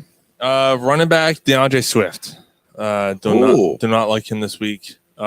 He's come off an injury, hasn't played much in preseason. That's a tough matchup for him. So I'm going to sit Deandre Swift. I'm going to shit Deandre Swift. So you don't like DeAndre Swift? Not this week. How about Jerry Jeudy? I'm sorry. Sorry to muffle. Yeah, I do like Judy this week. Against the Giants? Yeah, I would take. Yeah. All right, I'm going to go Edwards-Helaire against Cleveland. Okay. No, that's good. Damn, that's a secret one. That's a secret one. He's a player that I am not completely on board with. Edwards-Helaire he got off to a slow start last year. Even when he got going, the fact that they had to bring in Le'Veon Bell showed that they didn't have that much confidence in Edwards-Helaire last year. And the fact that Edwards-Helaire is going in the second round. I had him in last year. I picked him way early, thinking the world of him. And he never really panned out. On him. Now, this year, second round pick, only because of running backs. Running backs in fantasy, there wasn't. Whoa. Yeah, it was slim pickings. Let's get back 2 seconds. Yeah. So Le'Veon Bell has been picked up and signed. He's with Baltimore now. Le'Veon Bell's with Baltimore? Yes. Are you sure? Yes. Him and Latavius Murray? Yes. Wow. Yep. Both. Damn. Yeah, they're both with Baltimore now. So who do you pick up who's going to be starting there? I would start Murray. I would take Murray, even though I just dropped in one league. But I would pick up Murray over Le'Veon. But Le'Veon, look, I'm just going to put this out there. This is perfect. This is why we do this, right? A lot of people listen to fantasy football and all this shit. I disagree, bro. Why? Le'Veon Bell hasn't been valid in 4 years since he was on Pittsburgh before the year he sat out. Right. I don't disagree with that. But he's been unvalid on a Jets team. And on a Chiefs team. And one of the best offenses in football. Although they didn't have a great offensive line. The Jets didn't have a great offensive line. Not a great No. I'm okay with the Jets. You're right. The Chiefs let him go. Right. That's what I'm saying. He was with the Chiefs. You're right. With one of the best offenses in the league, and he could not break ground with that team. He's washed up. Was it his talent or his attitude? I would take Love. I would pick up Latavius Murray before I would pick up Le'Veon Bell in every league. You're talking about a Bell is done. He's done. He's more concentrated on his rap career and his image and all that shit. Doesn't that sound familiar to someone? Oh, we'll get to that in a little bit too. Ben Simmons, fuck you. Like Murray, talk about a bell cow. He's 31, right? Murray's 31 years old. Well, wait a minute. But dude, near the goal line, Murray wasn't ever a bell cow though. Murray was always a guy that he was 1 year with the Raiders. He was the bell cow. Pause. 31 years old. Yeah. How old was the running back that came to the Eagles when they won the Super Bowl? Was Blunt 31? Blunt was 31. Yeah, but you know what? Blunt wasn't the only guy. All right, Mike. But I'm saying you had him in your arsenal, and you mixed him in. Right, but I mean, They didn't get to where they were without him. You know, Ajayi helped. Clement helped. There was a lot of guys. That was a running back by committee all the way. I mean, I remember that game against fucking Detroit, and Blunt just fucking. There was no stopping.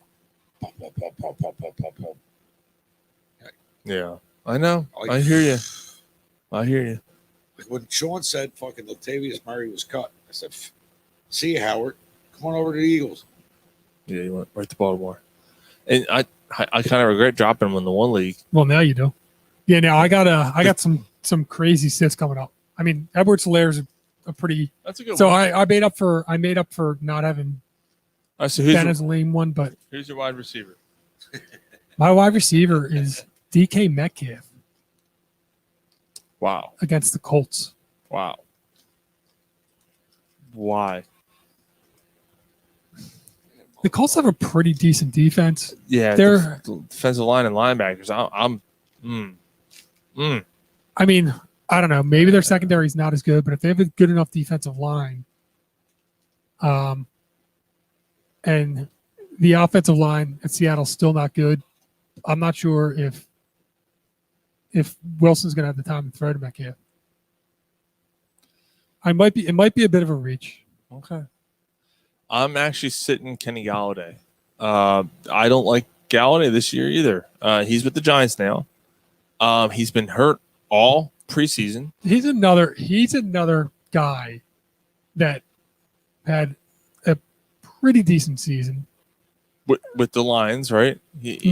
Not earth shattering, pretty decent. Mm-hmm. And then everybody was all of a sudden like, love the guy. Yeah, no train hasn't played in training camp. He's been hurt most of his career, and now he goes with the Giants, and everyone's in love with him again. I'm out. I'm out on Kenny Galladay. I don't think he does anything. He might put up a couple games here and there where he does something. I think Galladay is going to disappoint a lot of people. So that's my shit of the week for wide receiver, and yours was DK Metcalf. That was actually a good one. What the fuck? And then tight end. Who's your? Darren Waller against Baltimore. Now Marcus Peters getting hurt changes a little bit, but a little bit. But they still got that linebacking core. That's who's going to be covering them. That defense is still nasty. And I'm going to go Hunter Henry against Miami. I thought about Henry. Yeah, that's my I mean Hunter Henry, shit of the week. Yeah, Hunter Henry's interesting. I mean, shit of the week. he could be really good this year. Mm-hmm. Was he a product of the That check down? offense. Yeah. Or is he a pretty good tight end? I don't know. I guess we'll see. Yeah. All right, cool. Speaking of shit in a toilet bowl, you ever hear your girlfriend shit in a toilet bowl? Well, if you haven't, maybe you want to buy her a diamond ring or something. So hit up BannyJewelry.com, BannyJewelry.com, BANNI Jewelry.com. You can buy her some diamond-studded toilet paper or some. You could buy the rapper one that some fan ripped out of his forehead. Yeah, what the fuck was that? Some rapper put diamond like hooks or something in his hair. You can buy some of his hair. Go to BannyJewelry.com, buy some of that rapper's hair, rip it right out of his fucking scalp. Apparently 30-some million, or was it? Yeah, he paid like $30 million or something to have diamonds or something embedded into his scalp. I never heard of this fucking guy before. Somehow he makes money because you idiots listen to horrible fucking music. Stop listening to that bad music. And stop paying for these people's fucking diamonds, fucking scalp implants. And buy your wife some jewelry instead of listening to the door and hearing her take a dump in the toilet, instead be a doll. Oh, can you send her a diamond dip of your dick? Yeah, dude, that's actually a good one. Steven Singer should do that. What? Why are we promoting them? We are cross promoting. Stop. No. Fuck you. Well, it's a good thing nobody can hear you because you're not talking to the fucking mic. No, fuck you, he said. So if you don't like Steven Singer, jewelry.com, check out BannyJewelry.com. Oh, I forgot to give the promo code. Use Cornerpub25. That's it.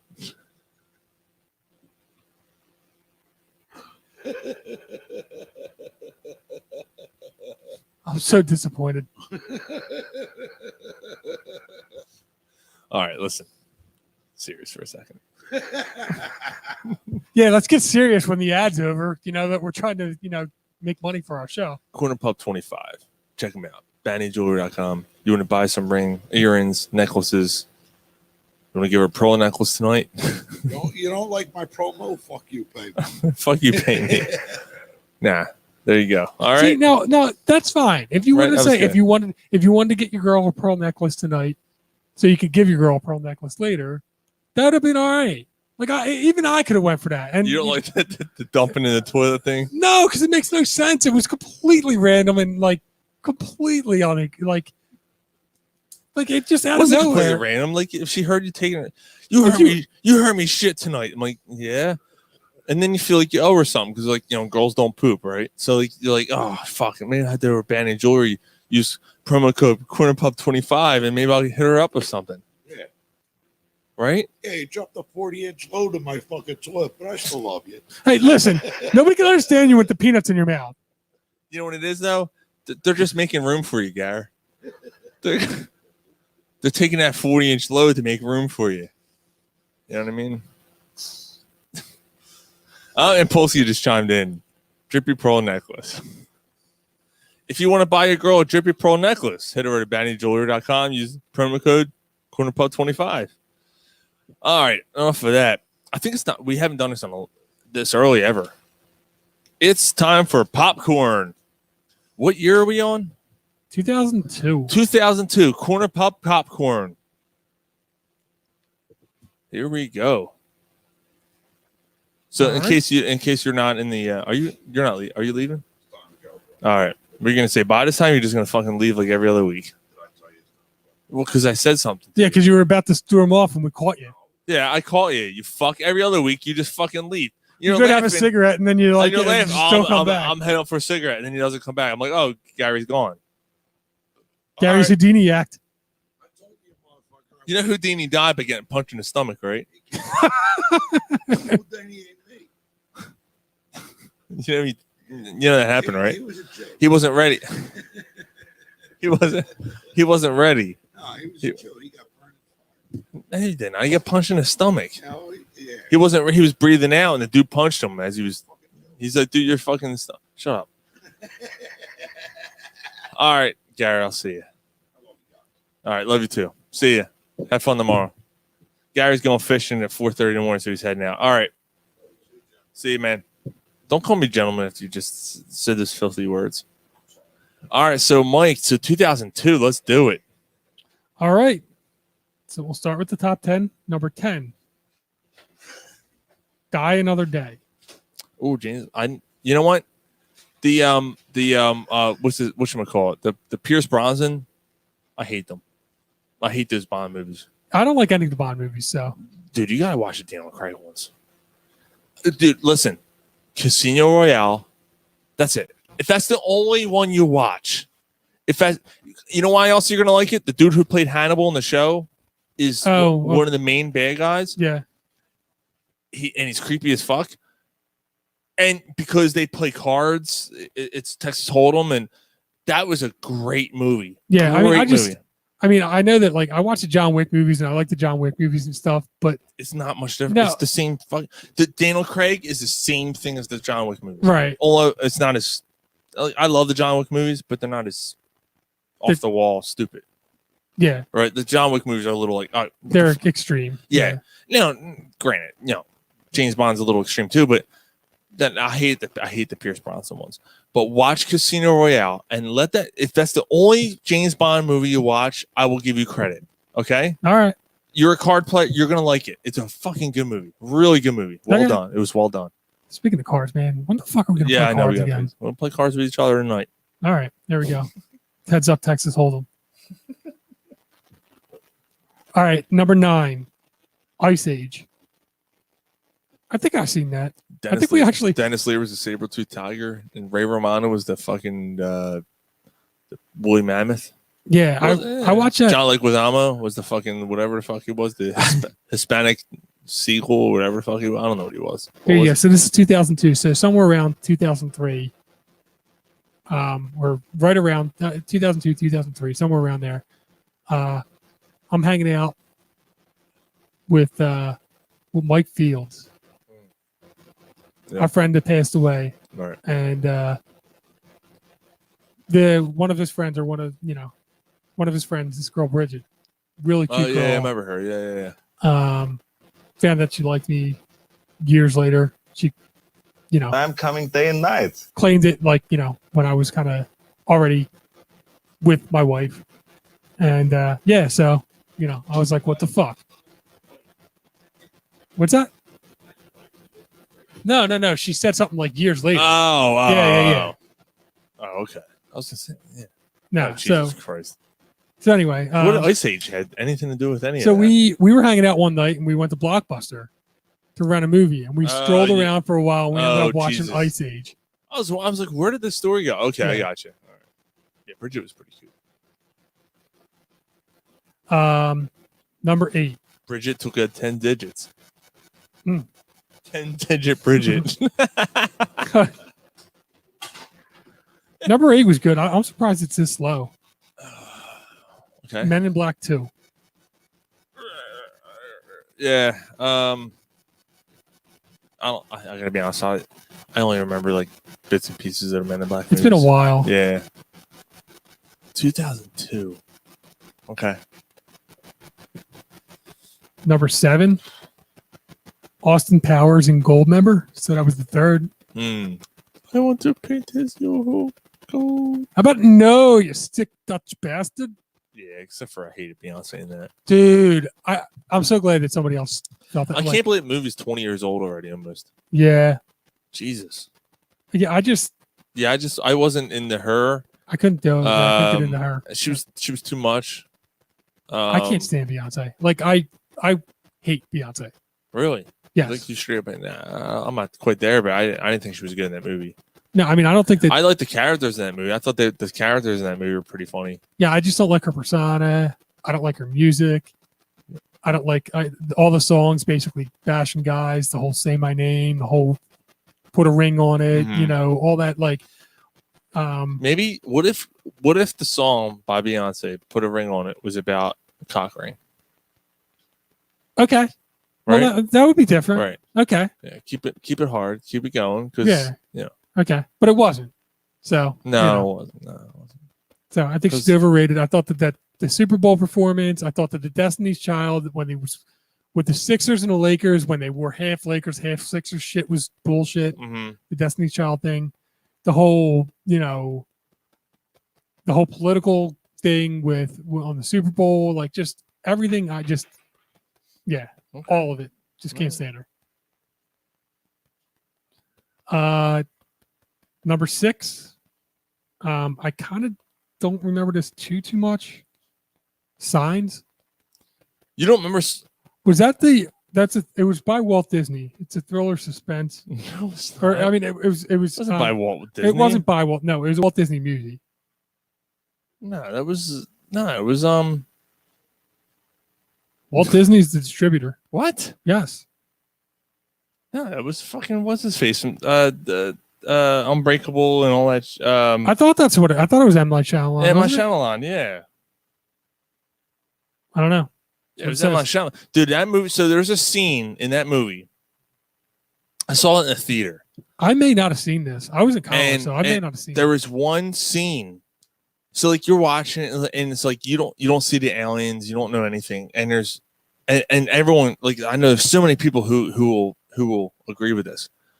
There's a scene in that movie where I think it's like, oh, be aware, because I think Yuki Washington was in the movie, right? And he's like the TV He would be, reporter. yeah, that makes And sense. he's like, oh, be aware, the following scene might frighten you. And then it's in the alleyway. It's like, oh, it's a camera, like a handheld. And all of a sudden you see the alien. Dude, I'm getting chills just thinking about it because how well they did it. The alien just walks by the alley and just looks into the camera as he's dude, it was like, ugh, like he's tall and lanky and like, it was like freaky looking. And I remember seeing it in the theater going, whoa, you know, like that was well done. They did a great job at that. And recently someone said, name a scene that was more scary than this. And it was that screenshot. I'm like, yes, like, yes, that was perfect. I may not even ever seen it, to be honest. Yeah, it's a good movie. Yeah, it's a very good movie. I thought it was probably, honestly, it might be his last really good movie. Yeah, in my Shyamalan. So speaking of bad movies, and 2002, somebody that apparently the father or somebody that played in it just died today. I don't know. I just scrolled past. I didn't even read it. I just like it was one of the headlines. I was like, okay. My Big Fat Greek Wedding. All right. I didn't see it, but I can imagine. I think I saw it, but I didn't really. Yeah. All right. It was one that I aggressively was just disinterested in. Okay. All right, and then we get into the next three. The next four are all kind of, well, they're all kind of hits. The three are kind of the fantasy type worlds, and that fourth one, I say it's a fantasy. So Lord of the Rings is one of them.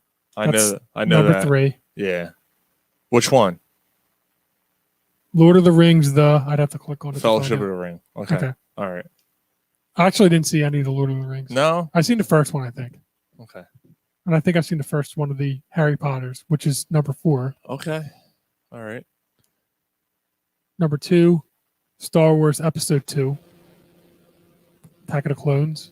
All right. And number 1, Sean, you always end up getting these. 2002. What kind of genre? What genre was this?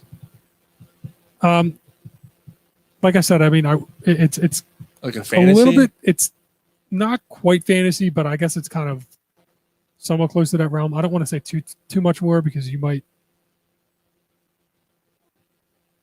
Man, 2002. I don't know. I'm at a loss. It's all right. I'll give you the other hint. It's in that superhero realm. 2002. Was it Spider-Man 2?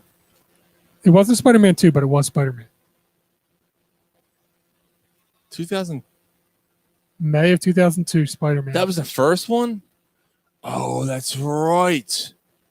That came out in 2002. Oh, that's right. Because you know why? You know what? Yeah, you're right. Because the first movie was supposed What are you telling me I'm right for? I'm just reading off the fucking thing. I know. But that's accurate because the first movie was supposed to come out a little bit before that. And ironically, we're going to talk about this in a few minutes. September 11th happened. And they had to reshoot some scenes because the Twin Towers. Oh, wow. The Twin Towers were involved in that movie.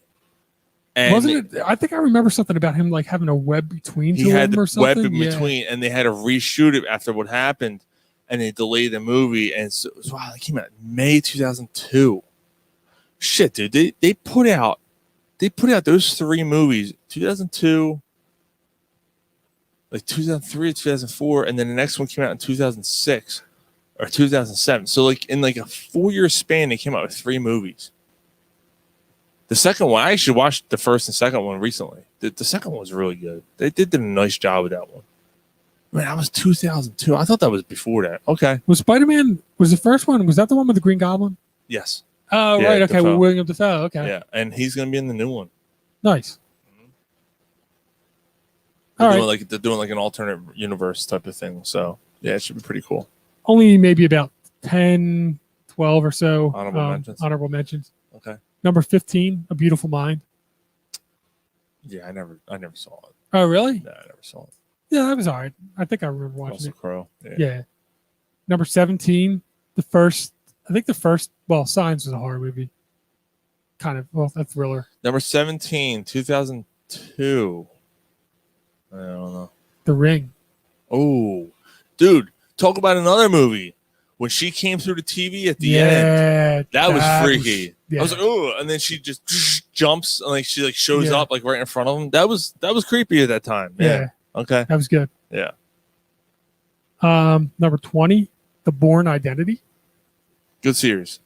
Yeah. Except for the one with Jeremy, whatever the fuck his name is. Renner? Yeah, that was it. That was the end of that.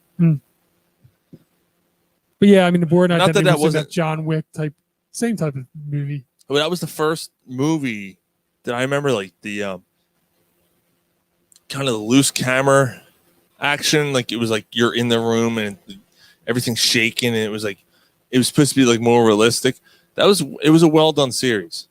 By the third one, it's like, okay, enough. And then it came out the Jeremy Renner one. It's like I'm out. Like I'm done. I already gave up 10 years ago on this. Right. So number 22, 8 Mile.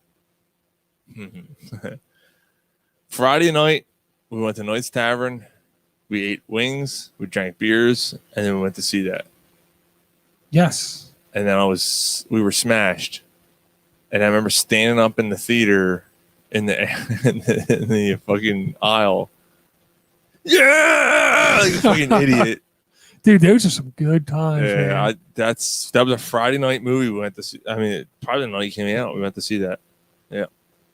Shit, were we? We were fucking like, I don't know, 20. We were probably 21, 22 years old. I'm trying to think back. Yeah, what's it? 18 years ago? Yeah, something like that, right? Yeah, we must have just turned. You might have just turned 21, right? 22, yeah. Yeah, 81, 2002. Yeah, you were 21, I was right? 21, yeah. We must have just turned 21, depending. I guess it came out a little bit later in the year. That's fucking wild. Yeah. Yeah, man, dude, I'm fucking. Before we get on, man, I miss Knight's Tavern, man. No, so do I. Dude, those fucking The wings and yeah. like, I think there was like a special or something. We did a happy hour or something. There was always like There's 10-cent wings. something like that. We used to get a big bucket of me, you, Chris Simmons. You used to sit there with the. Oh my god. Sit in the booth. Yeah, I remember I brought my ex. She was too young, but I let her in her anyway. I don't remember that. I just remember just hanging out there and getting out there, before the crazy shit really started happening there, because there was fights there every fucking night. Yeah, but we were always there for happy hour. Like we'd Yeah. we'd be leaving, we'd be like stumbling out of there as it started to get packed, and we had been there for like Such a 3-4 great time. hours. Yeah, it's still Oh, sunny out. It was great. yeah. It was a good time. Had the fucking hiccups for like an hour afterwards at the time between the wings and the fucking beer. Yeah, it was a We're good drinking lagers too, man. We're fucking Mhm. heavy lagers. We're fucking pounding them down. Oh, 21 years old, drinking wings and beers. yeah. The fuck. Good times. Yeah. Anyway, number 28, Red Dragon. Good movie. Ed Norton. Wow. I thought that was later. 2002. So that came out 1 year after Hannibal. Mm-hmm. Because Hannibal was 2001. Wow, they didn't waste any time with that. Yeah. And that was good. Ed Norton played the detective, and Hannibal. Yeah. That was a good movie. Hopkins was Hannibal. It Yeah. was a good movie. Number 37, Barbershop. Okay.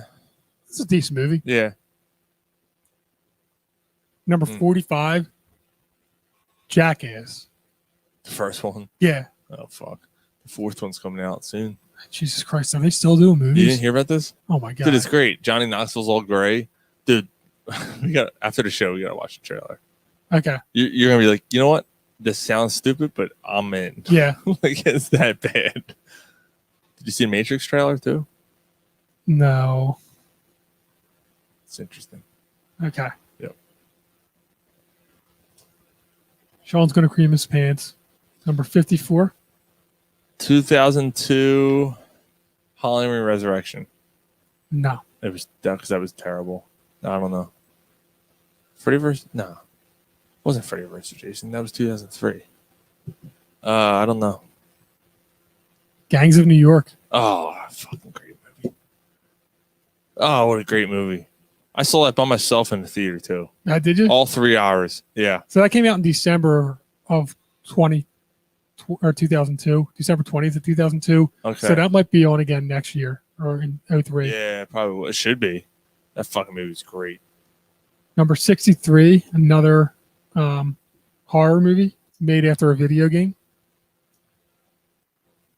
Other horror movie made after. Oh, Resident Evil. There you go. Yeah. Mila. Mila Jovovich. Yep. The first one. Yeah. Oof. Nice. Yeah. Little pussy shot at the end of the movie. Yep. Number 78. Fucking right in the pussy. Friday After Next. Okay. Oh wow. So Barbershop and Friday After Next. So Ice Cube was bringing them in. Yeah. Wow. Just 80 something, 87. I don't know. Queen of the Damned. I like that. I thought that was underrated. That was a sequel, right? Wasn't it? Yeah, that sequel was of, Interview with the Vampire. Yeah, that's Or right. part of that Anne Rice series. Yeah. Okay. And was it Aaliyah? Aaliyah, yeah. Aaliyah was the lead. Yeah, she was like I do remember that. Yeah, She was the lead vampire. she was talented, man. She was. Yeah, was it's a shame. cute. She was Yeah, smoking. she was And then cute. Korn did the whole soundtrack. That's right. Yeah. And that's like he was like the vampire that was singing like all It was like Jonathan- Korn's. yeah. And Jonathan Davis like was trying to get tickets. He was trying to buy tickets from a scalper or something. They were selling tickets to a scalper. He was in the middle. Yeah. Yeah, that's pretty. Hey, that's funny. Ah, cool. All right, two more. Number 115, Super Troopers. Did someone say shenanigans? Shenanigans? Ah, yeah. Okay. And Did funny you- you mentioned Jason. Oh, Jason X. Yep, number So 140. those are two movies I saw that year by myself. I've been in the theater by myself 3 times. And those were 2 of them the same year. I fucking hated. I almost walked out of that movie.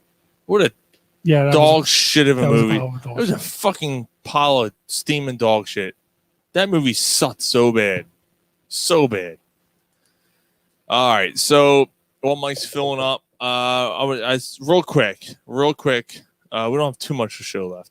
The Phillies announced that Zach Eflin is done for the season. He's probably going to miss the start of next season. He has knee surgery going on, so that's not good. Eflin, high hopes for him this year. Yeah, he was pitching well for a little while, but now injuries have cut his season short completely. 2001 was obviously not a good year for him. That's a problem. The fact that he's going to be out for a while. Yeah, I don't know. It's too cold. That's why. And it's still kicking up on you. Might just open up a beer and it's spilling all over the place. Yeah, it's a shame. It's an absolute shame that Zach Eflin's gonna lose a season like this, because now, I mean, he's trying to make money. He's trying to prove himself as a Phillies number 2 or 3. I don't know if this is gonna be good enough for him. I don't know if the Phillies are gonna have confidence enough to pay him. I mean, yeah, like going forward, I don't know. Yeah, so yeah, that's a good question, Mike. I don't know if you can hear him. Mike is asking if somebody say Zach Eflin's contract. No, he only signed a 1-year deal, so he's due. I mean, this is it for him. So this is gonna hurt him a lot. I mean, I don't know. Like, the Phillies are probably gonna resign him because they're gonna take a chance because they know him best, right? Are they gonna let him go? I don't think they can let him go because they see the potential there, and we know the Phillies. We know what this team does. They're not going to let someone go because they see the potential and they know what they have behind him, which is absolutely dog shit nothing. They have no farm. They have nothing behind them, so they're going to resign him. Maybe they'll sign him for another year. Eflin, good luck. If you think you're going to sign someone else for 3 years, you know what? You want to sign for the Brewers for 3 years? You know what? We're going to let you. Fuck it. Just go. You're not worth it to us. Right. To me, that's what I think. Yeah, I mean, he hasn't been able to put it together, and this year it looked like he was putting it together for the most part, and then he got hurt. Yep. How many more years do we have with Nola? That's a good question. I'll look that up too. That's actually a good question. Why, Mike? Why do you ask such a question? Because he sucks. I don't want him on the team anymore. Sick of that dude. So Aaron Nola, He's another Philadelphia fucking guy. Another one of these guys that we've been talking about full of potential. He did have a good year. He did have one good year where he was like, what, third in Cy Young? So Aaron Nola is signed for another 2 years. He is signed next year for $15 million, and then the following year he is. We thought the $15 million was going to be a bargain for him. 16 the following year, which is, I think he's. I don't know why it's in red. I don't know what that means. Does that mean that it's one of them's an option, player or team option? Maybe. Yeah, I'm not really sure, and I also don't know why Ryan couldn't join us on the show if he's sending me text messages. I'm just saying. Right? The fuck, you're gonna send text messages and watch videos. You just join us on the show tonight. Well, no, I mean he said he was watching a kid with his movie with his son. Well, what are you sending text messages for? Well, maybe he saw the part. Yeah, I guess so. Okay. I'm not playing devil's advocate. Yeah. So Noel's another 2 years after this. Okay. And I agree. I'm out. I'm done with him too. This team has we're fucked. Yeah, I mean, we were talking about it. We're talking about the in or out, and this week has been atrocious. This week has been what? What did we get? 2-5? Yes. Was it 2-5? Yeah, I think it was 2-5. You salvaged the series against the Marlins, and everyone's, oh, thank God they won a series because they're only one. Did they win? They win that series? They won. No, one game out of the series. They won. No. I mean, they salvaged a game out of the series. Yeah. And then the Brewers, you lead off 12-0. Like, right. Oh, wow. And then I was joking around. I said, they're going to get shut out tonight 1-0. No, they didn't get shut. They get shut out 10-0. Yep. And then they lost the last game of the series. A close 4-3. game. Yeah. And then the first game of the 4-game set started last night. Against, they blew the game. Yeah, they blew it. Two back-to-back home runs by Ian Kennedy. One of their trade deadline acquisitions that we thought, he might end up being okay. And has he not been okay? Has he been? His ERA is over. He's like almost at a 5 ERA right now. He's like 4.7 or something. Why does it never work out? I don't know. Maybe because we're in a hitter's park. I mean, think about it. These guys come in, they don't know, and I mean, really think about it. Like Brad Lidge worked out, right? Obviously, right? Yeah. So I mean, but since 2009, we'll call it. Since 2009, what reliever has worked out? I mean, Ryan Madsen continued to work out for a while there. But did he? I mean, 2010 was he here that much longer? I mean, I don't even remember. The team won 103 games in 2011. So. Oh, all right. Well, that's true. So 2011. All right, is that more fair? Yeah. What has went right for this team since 2011?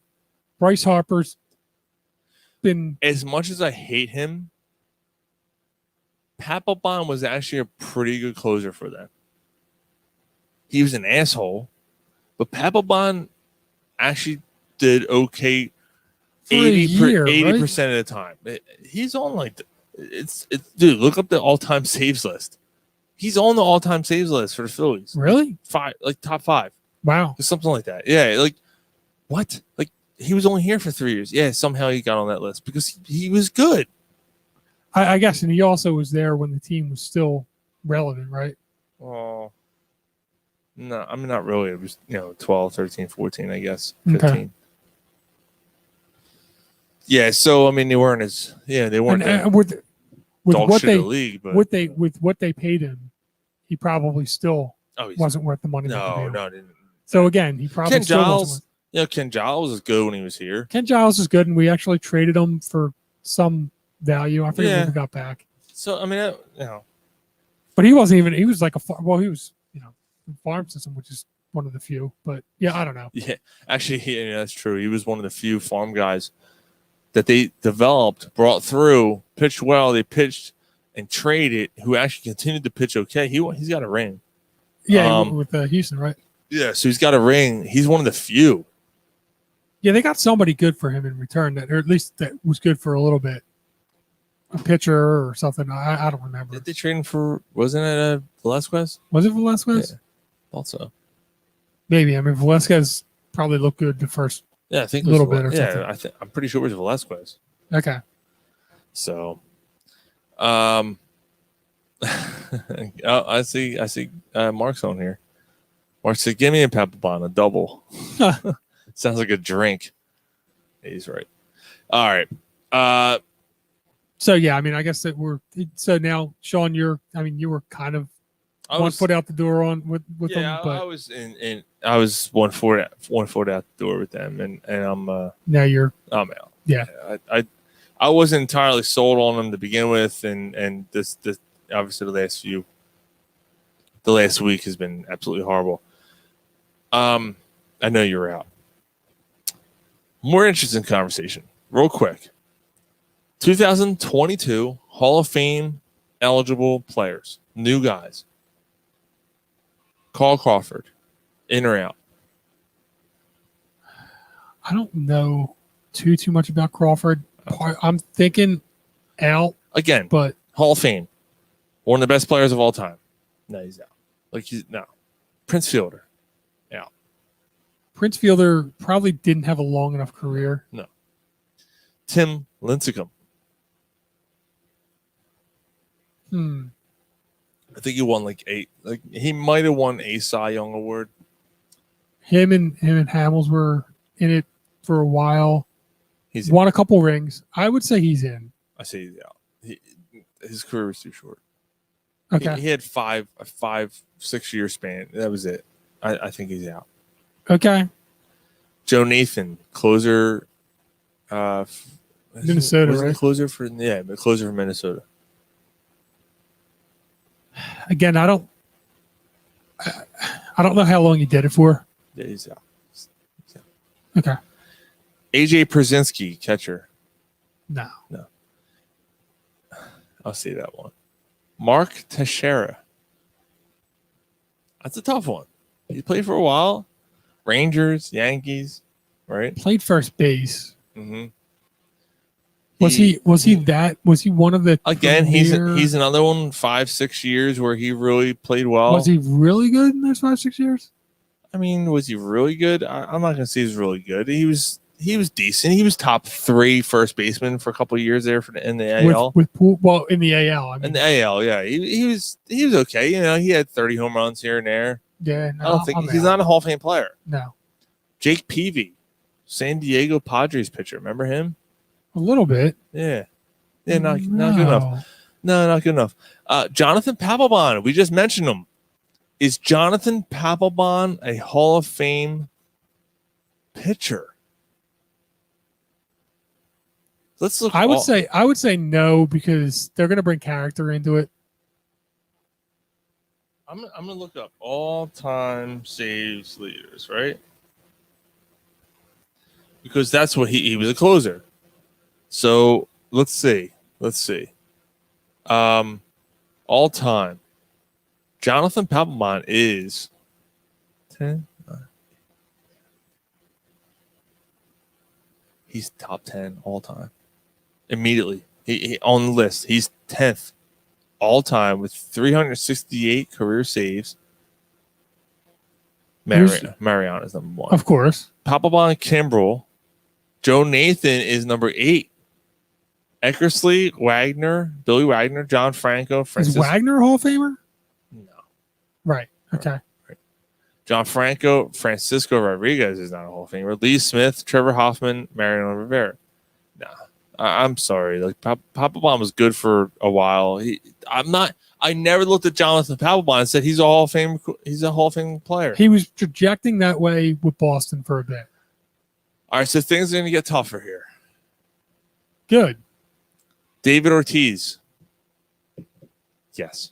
Yeah. David Ortiz. Yeah. David Ortiz is a Hall of Famer. Yeah. A-Rod.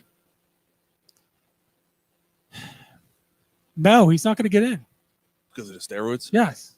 If Bonds isn't in, why would A-Rod get in? That's what I'm thinking. If you're gonna let A-Rod in, you have to let Bonds, Clemens. McGuire, Clemens. You have to let them in.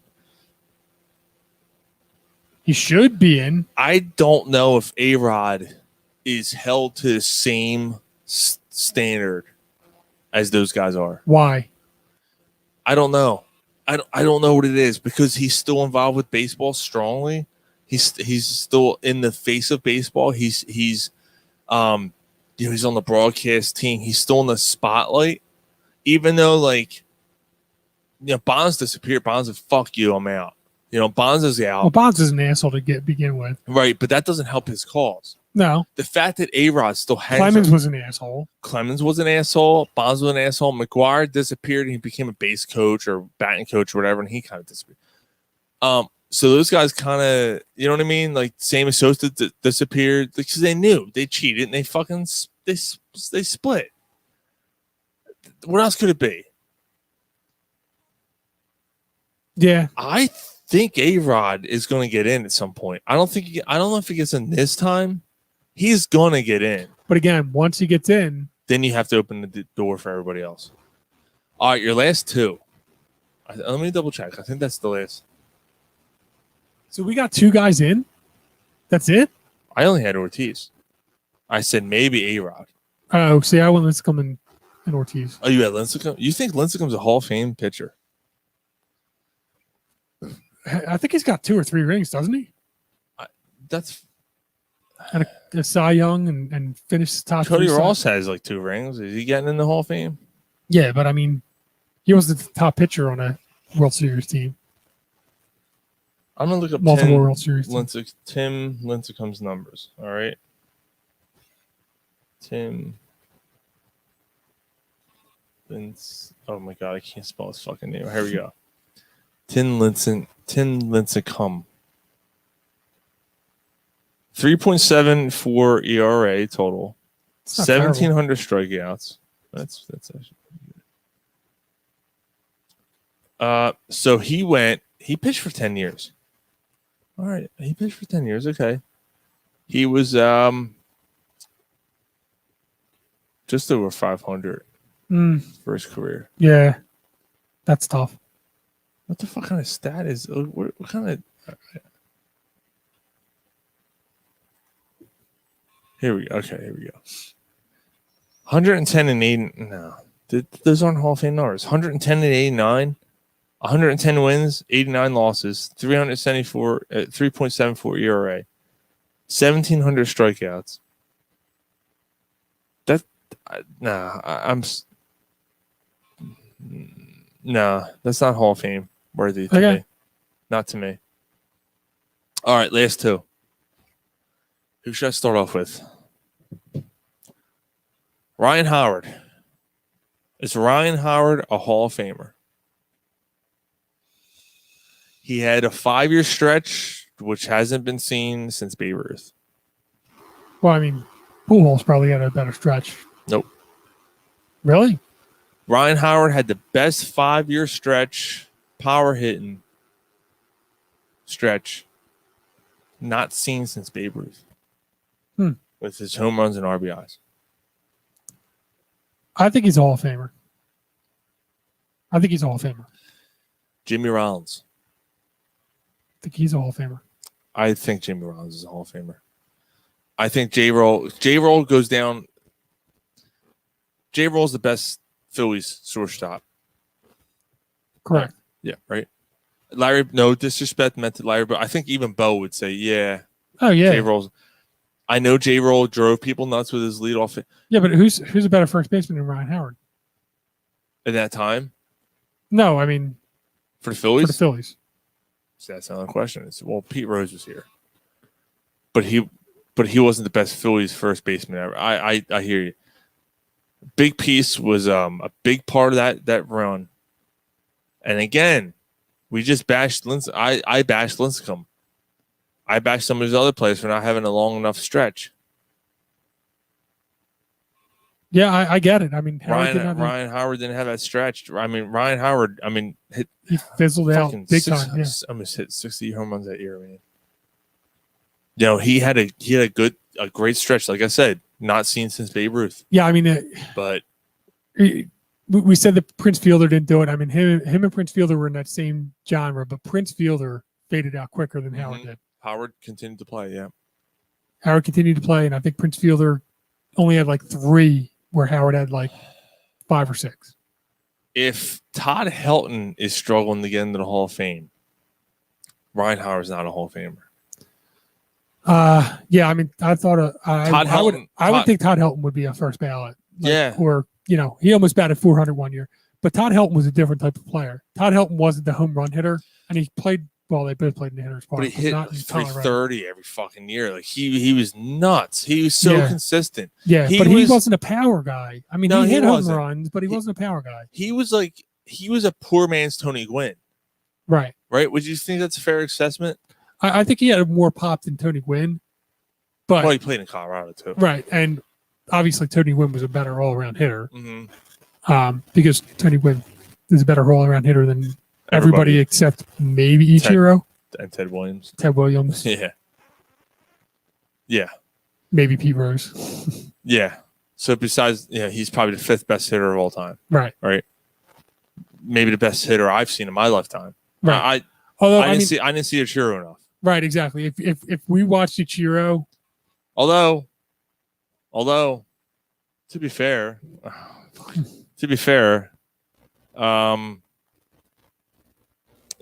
Tony Gwynn may have pitched against. To be fair. Tony Gwynn may have batted against better pitching.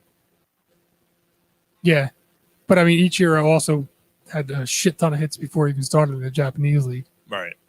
You can't see straight down there though. Throwing fucking behind the batters and shit. All right, moving on. So yeah, I mean, I think both of them. Maybe I'm hometown bias, but I know, and that's what I'm trying not to be. Lincecum was one I thought about. Papelbon, like I said, 10th all-time saves. Yeah, but Nathan was 8th, and you didn't want Nathan. I don't think Nathan's not a Hall of Famer. So why is Papelbon a Hall of Famer? Just because he pitched for the Phillies in Boston? I don't think he's that good. So yeah, I don't think they get it. But they got. I think being a closer is like being a safety in football. You really have to make an impact. You have to stand out. You have to stand out. I don't think Papelbon stood out. No, I mean, there's too many other guys. Yeah, it's hard for a safety. Like, yeah, it's great. You gave me a lead, and you played all 8 innings, and now I come in and pitch 1 inning a game, and I close it out, and now I'm a Hall of Famer. You know what the problem? Think about that. Yeah, but the problem with closers is it's very, very, very difficult to be consistent. It's very difficult to be consistently and good. Sure. Year in and year out. Yeah, that's true. You're the last backstop. So you are the GOAT and not the GOAT, greatest of all time GOAT. You are the GOAT on the other side. Mm-hmm. Anytime that you lose a game, you give up 2 runs 3 times and you've blown 3 saves and you suck. So to me, that's what makes it difficult. Like you're blamed for every loss. You got to be perfect almost. Yeah. And you got to be perfect almost for a number of years. Mm-hmm. Like a Trevor Hoffman. That's Trevor and Mariano Rivera and Lee Smith and those guys. Yeah. No, But I remember there's 100 type of Papelbon guys. Gagne was a guy that was in that, was good for a handful of years, and like you just went through Nathan, you went through Wagner, Papelbon, all those guys. Bill Wagner's not a Hall of Famer. Right. Bill Wagner's ahead of both of those guys. Right. All right. I think Jimmy gets in. I think Jimmy deserves to be in. Because Jimmy, in my opinion, all around was a better player. Jimmy was Jimmy was one of the premier shortstops in the league, which is one of the hardest positions to play on the field. Batted leadoff, was a leadoff hitter who still had pop, who stole bases, who drove you nuts sometimes, but but so did Howard in the sense, and I think Jimmy had a longer career, mm-hmm.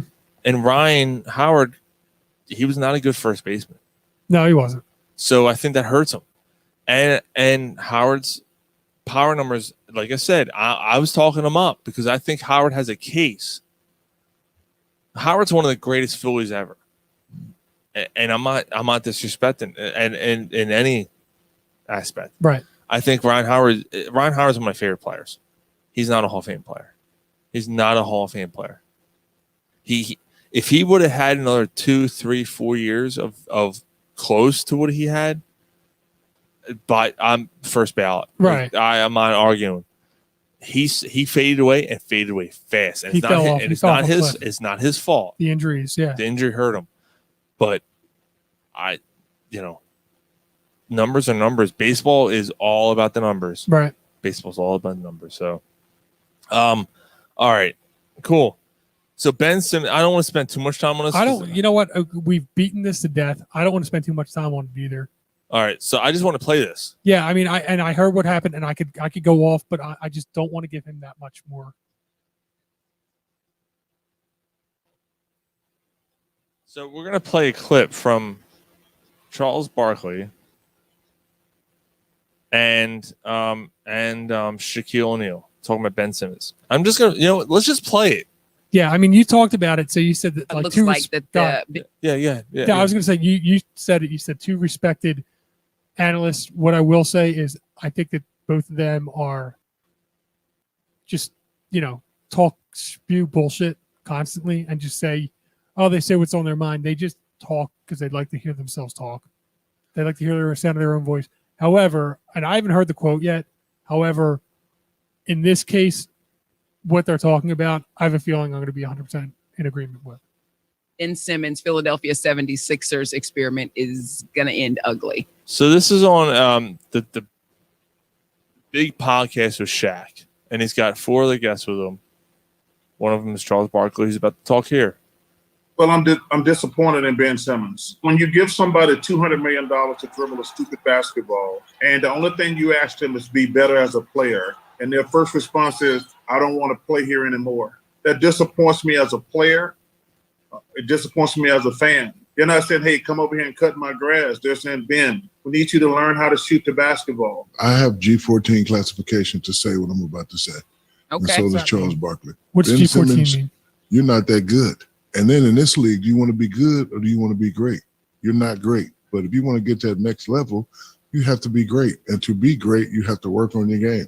Don't be putting pictures on your Instagram or your Ferrari or what actress you're hanging around with. When you play for a town like Philadelphia, Boston, LA, Miami, hard-working town, they don't give a shit about none of that. They want you to come, work hard, and play hard. I was at that game 6 when that man didn't even look at the basket. And I know as a player, first thing I do is I look in the player's eyes. That man was out there terrified. Not terrified of playing, but terrified of being fouled and missing free throws. Forget all that. What's crazy, when you see the videos that he put up, he's making those shots that he didn't take. Like he's making them, hey, yes. Spice, I live in Philadelphia during the summer. This is the 3rd year in a row they put up them bullshit jump shots during the summer. I'm not falling for the banana in the tailpipe anymore. A lot of these people, you hear from your followers how good you are, how great you are. But you're hearing from some OGs right now. You ain't that damn good. And I said it, and I said what I said. And Chuck said what he said. If you don't like it, do what you got to do. But you ain't that damn good. Dude, I got no complaints at all with what Shaq, with what Charles Barkley said. No, I don't either. I mean, Adam. Again, I think that was... I think it's spot on. I mean, again, those guys do a lot of bullshit, but I think that's spot on. Polsky chimed in and said, somebody get Ben a cab to the airport. Get out. Here's the thing, Mark. He hasn't been in the city because he's bitching up a storm and saying he's now telling the team, I don't care what my trade value. Just get it done. I want out. Dude, I don't fuck. Yeah, I don't know. Like the whole fuck you.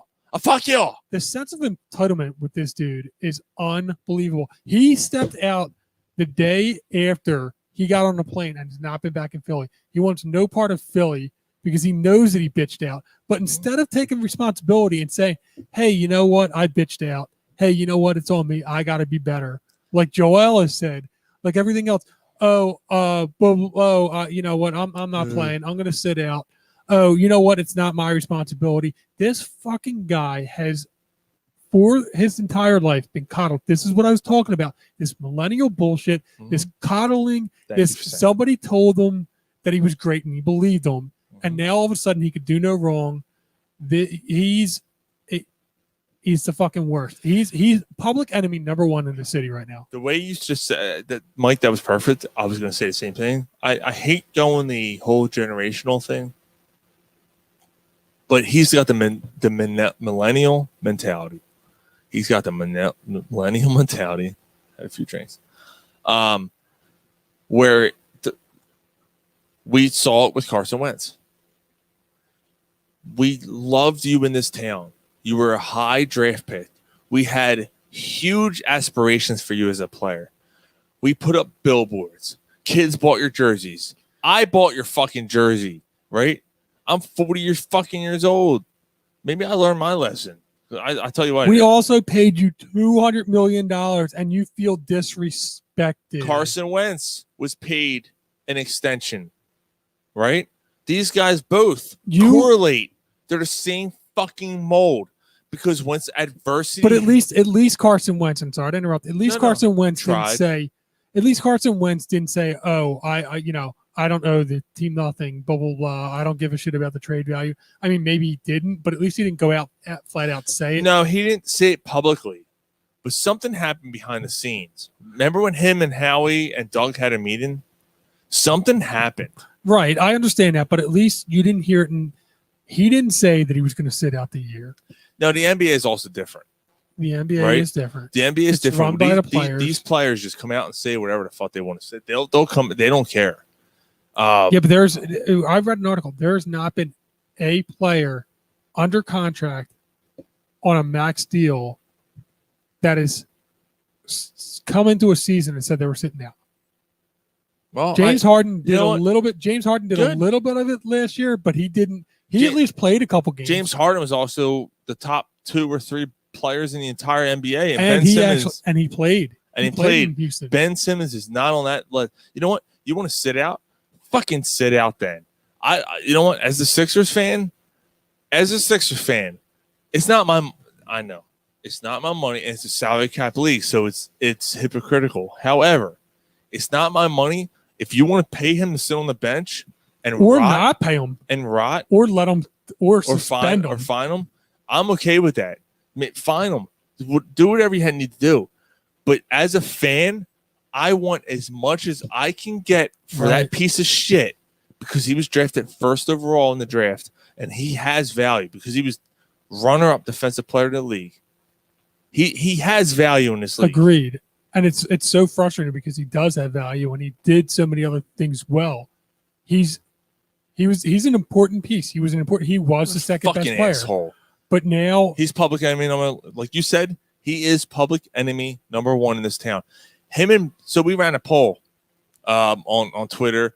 It was who pisses you off more, Ben Simmons, Carson Wentz, or Phillies, and Ben Simmons ran away with it. Oh yeah, people are just like, no, fuck him. Like he's a spoiled. The Phillies are at least least trying. Brat. Like yeah, he's a spoiled brat.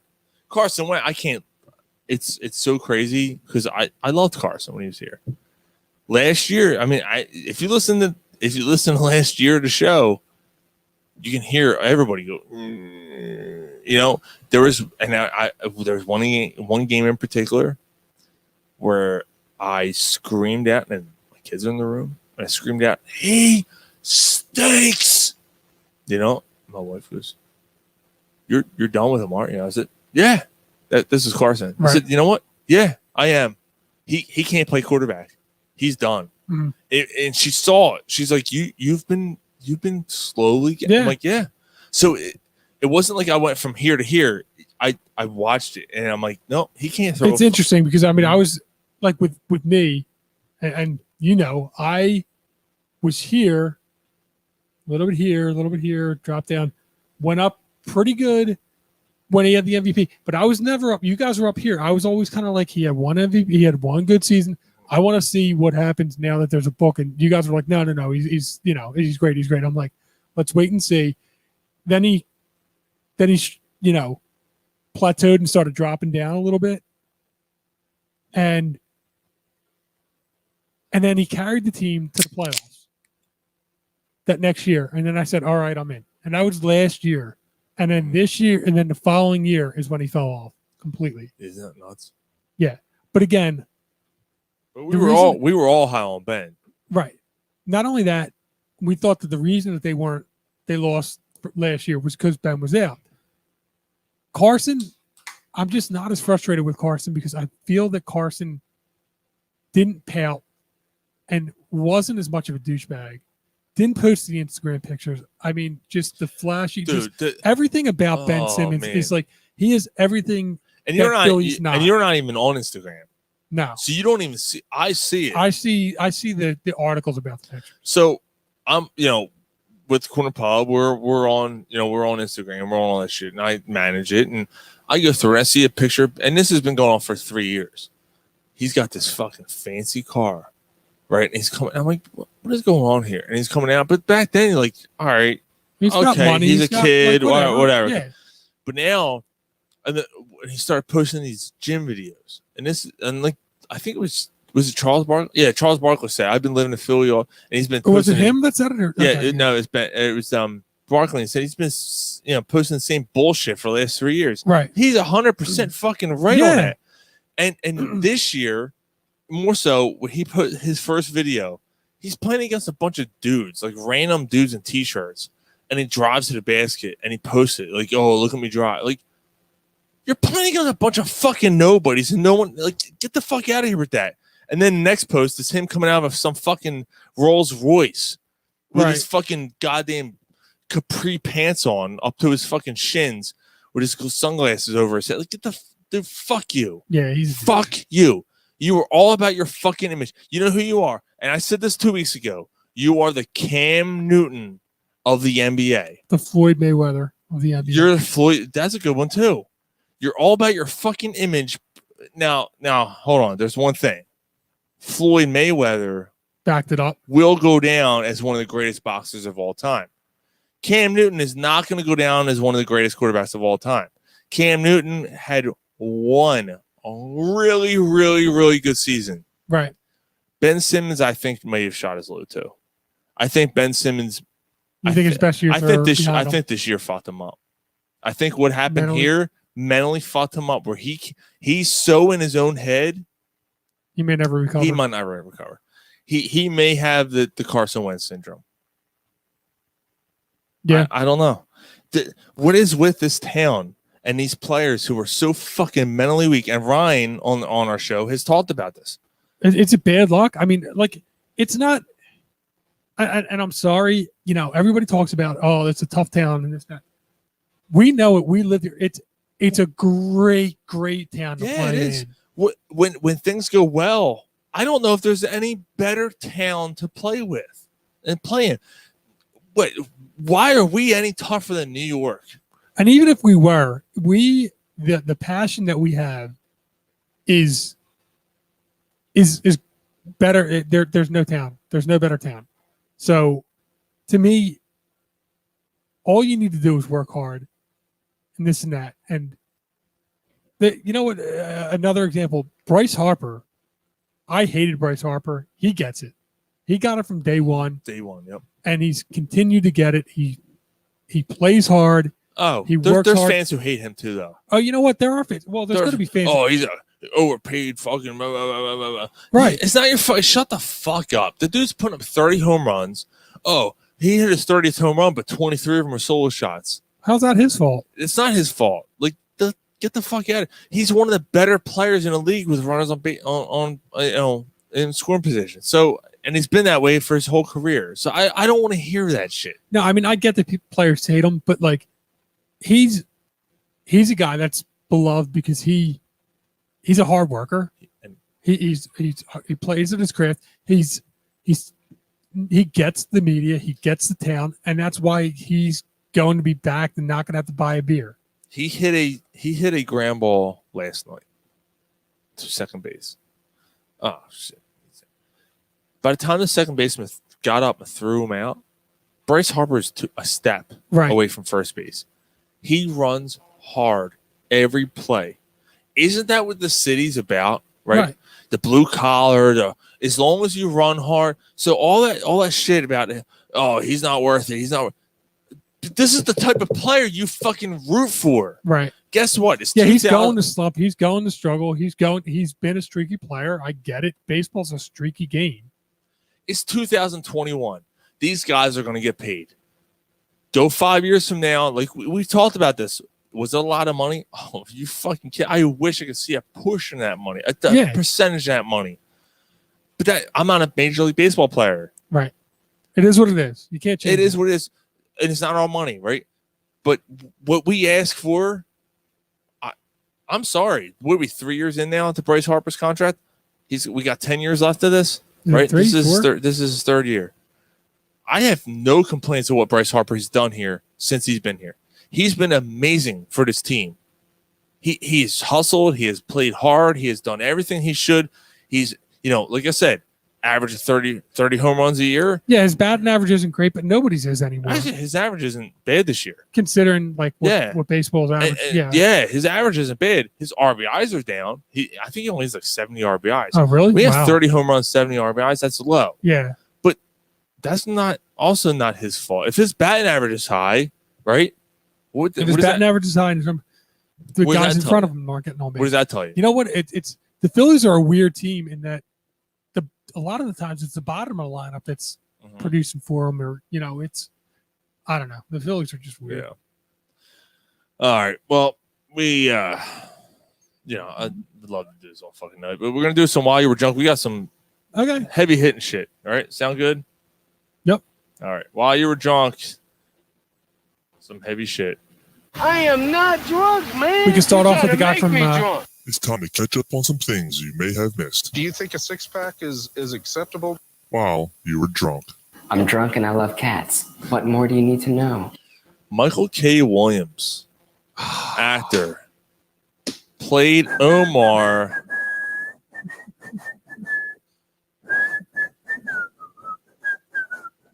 In The Wire. Dude, I got goosebumps from that.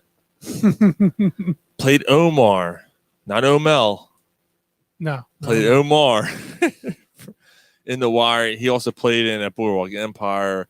Great actor. He was in a couple commercials here and there, and passed away. Found dead in his apartment in Brooklyn. Man, that doesn't sound good. No, doesn't sound good. So God bless you, Michael Williams. It's a shame, man. He's a good actor, and only 54 years old, right? Yeah, dude. Yeah. He was, dude.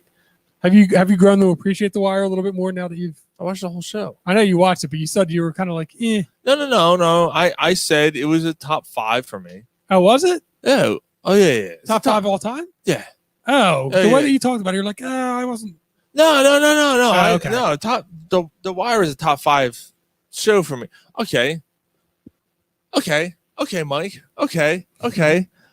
It's a Letterkenny thing. Okay. I'm gonna go Sopranos is number 1 for me. Easily, no doubt. Sopranos is number 1 movie or a show. Breaking Bad number 2. Sons of Anarchy. I don't know what it was. It was a sudden. It was. Yeah, you can't talk about it because I still have to watch it. Yes, Sons of Anarchy went a little over the top sometimes, but dude, that show kept me on the edge of my seat. I'll go Sons of Anarchy number 3. I'll go The Wire number 4, and I will go. What's the other one? Rescue Me. Rescue Me number 5. Yeah, thank you. Yep. Okay. Rescue Me is number 5. Yep. That's my top 5. Okay. So The Wire's in my top 5. Wire's 3, right? That's The good. Wire was good. Okay. Yeah, Wire was great. I enjoyed it. I really did enjoy it. Honestly, The Wire may have been the best written show out of all of them. Smartly written. The most real. Right. So Sopranos was somewhat real, but kind of went over the top. Sopranos was real in the fact that they included that family element to it, and it was the first one of its kind, and you have to respect the OG, right? You always have to put props on the OG. So like to me, like Sopranos was the one that like, wow, it kind of paved the way. Families arguing with each other. Like what show did that before that? Right. Family Tie. Like think about every fucking show that ever came out. Yeah. Well, Full House, they argued and they made up at the end of the show. Now Sopranos, the fucking family hated each other for the whole season. Yeah, the fucking nephew tried to, or the uncle tried to get him whacked half the fucking year. Right. So like that whole show was so. Now I'm not saying realistic, but it was I know more, it was his mom. His mom that talked his to mom the was trying to nephew. kill him. Yeah. So like that whole show was more like the family aspect because I fucking hated those. I hated the mother. The that's why sister. I can't wait for the new show. Oh, the new movie. Yeah. The new movie. There's so many of the people that I was just like, oh my god, this like, what are they? Oh, I fucking hate them. So that's what I'm saying. Like, it has such an element that people could relate to. Yeah. That's why The Wire was important because so many people could relate to it. Now, I lived in Philly. We lived in Philly. We didn't live in the inner city of Philly. I worked in the inner city of Philly. I didn't live there. Right. So, but I could still relate to a lot of it. I mean, when I went to a very, very diversified high school. Sure. We saw a lot of shit go down. We saw a lot of, riots and race issues and all. Yeah. So like we kind of went through a little bit. I mean, we didn't grow up in it 24/7. No. But we saw a lot more than a lot of people did. Right. I feel. Right. And so that's why The Wire, I definitely gravitated to it to a degree. I didn't understand 100%, because I didn't live right in the projects. I didn't live in the ghetto. I didn't live on the streets like that. Yeah. But like you said, I mean, I think But I went to school with a lot of people who did, and was friends with a lot of people who did, and I didn't understand it back then. Like what do you mean? Why is it so tough? Just go in your house and play a video game. We don't have a fucking video game. We don't have a fucking TV. Right. I didn't know. Right. Yeah. No. I mean, and like you said, I mean, it seemed to be pretty realistic of stuff that could, Now, come on, now the Amsterdam or whatever the hell they called it, like the streets that they just. There was some shit that went. Stupid. Now, apparently Kensington had that just happened not too long ago where there was kind of weird shit that was going on. Right. So, I mean, I don't know, maybe. Yeah. But anyway, yeah, so. Yeah, so. R.I.P. Yeah, rest in peace, Omar. Yeah, that sucks, man. That's a shame. I'm going to skip that one. Tyrod Taylor is the starter for Houston because Deshaun Watson has been scratched for his first game of the season. Well, we knew that. Yeah, no surprise there. So Tyrod Taylor is now a starter. Tyrod Taylor is a good quarterback. I think last year I thought that was going to be. I thought the Chargers were going to be his team. Right. And he got that fucking weird injury, and then he started going after the team doctors and shit. I think he's got stupid, because he jabbed him and fucking punctured his lung or whatever. I don't know. Yeah. Good for him. I'm glad he's starting. I'm glad he's getting a chance, and maybe he'll do something. I mean, Tyrod Taylor is not a bad quarterback. That team's just bad. I mean, they have. Yeah, they might win 2 games. Yeah, they're probably worse than Jacksonville. Yeah. Jacksonville, I actually think Jacksonville might win 5. Mm. I'm not so sure that Jacksonville is going to win too many less games than the Eagles will. So, what pick did Houston did? But Houston didn't have their pick or this year. Good question. They couldn't have picked high. Yeah, I don't remember what Washington did or Houston did last year. I mean, they still had Watson, so I guess they were still maybe okay. Yeah, I don't remember. I don't know. Sam Bam Cunningham passed away this week. So, if you're not familiar, and our one of our friends of the show, Mark McMillan was very close to Sam Bam Cunningham. Sam Bam was first of all, he's Randall Cunningham's older brother. But he played for the Trojans. But the biggest thing he was known for was incorporating the African Americans in the South. The darkest movement was the civil rights movement during the whole time in the 60s, 50s and 60s and late 60s, I should say, and early 70s. I should actually say, 60s and early 70s. Right. He really helped Paul Bryant of Alabama to help incorporate college football programs to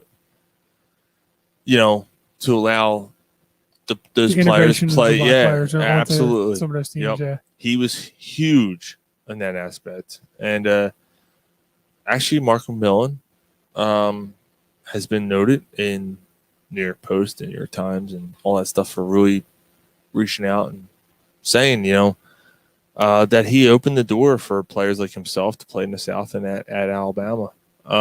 Los Angeles Times posted that. So our boy Mark got a lot of publicity this week. But rightfully so. Sam Bam Cunningham is a major part of college football, getting those teams in the South into and getting those players from the South into those colleges, getting those colleges involved in the big, becoming the big programs that they are now. Right. Alabama, all those teams down there. I mean, probably like Georgia. Oh, Auburn, yeah, absolutely. like, Auburn. Yeah, absolutely. Really helped with all those teams. So, so he passed away this week. So that kind of sucked to hear. Yeah. The Washington football team. Still hate that name. Adam Schefter talked to Dan Snyder, and Snyder basically confirmed. Schefter said, "I heard 8. I heard 8 names." Snyder said, "Yes, you're correct." Schefter said, "You're going to tell me what 8 names they are?" And he said, "No." And Schefter said, "Well, I heard it's the Washington Armada, the Presidents, the Brigade, the Red Hawks, the Commanders, the Red Wolves, the Defenders, or leave it as the Washington football team. I think those are the candidates, right?" Dan Snyder said, "You are correct." So it's going to be one of those 8 names. Okay. Better not be the Washington football team. You change the fucking name. You can't leave your team name as the Washington football team. It's the worst. It should have never happened. So take that out. Defenders, Red Wolves, Commanders, Red Hawks, Brigade, Presidents, Armada. Presidents is too, Yep. just too easy, too lame. I love the Red Hawks because it's still paying homage. Instead of red. Right. Washington Red Hawks. It has a little bit of a ring to it. Or the Red Wolves. Red Wolves is pretty cool too. The Defenders is cool too. The Defenders is cool, but I mean, it's kind of, again, it's you have Defenders, so there's Defenders on the Defenders. Like, I don't know, it's just kind of weird. But it is a football term. Is there anyone like Armada? No, I'm out on the Armada. The Brigade. I'm out on the Brigade. That doesn't sound like a football team. No. I'm out on the Armada. I'm out on the Brigade. I'm out on the Washington football team, and you're kind of out on the Defenders. And so that leaves Presidents. The Red and the Presidents sound stupid. All right, so that leaves Red Hawks, Commanders, and Red Wolves. Commanders is cool too. Commanders is cool. Washington Commanders. I'm going Red Hawks or Red Wolves. Of the 3, I guess I like the Red Hawks. Wolves. Red Wolves.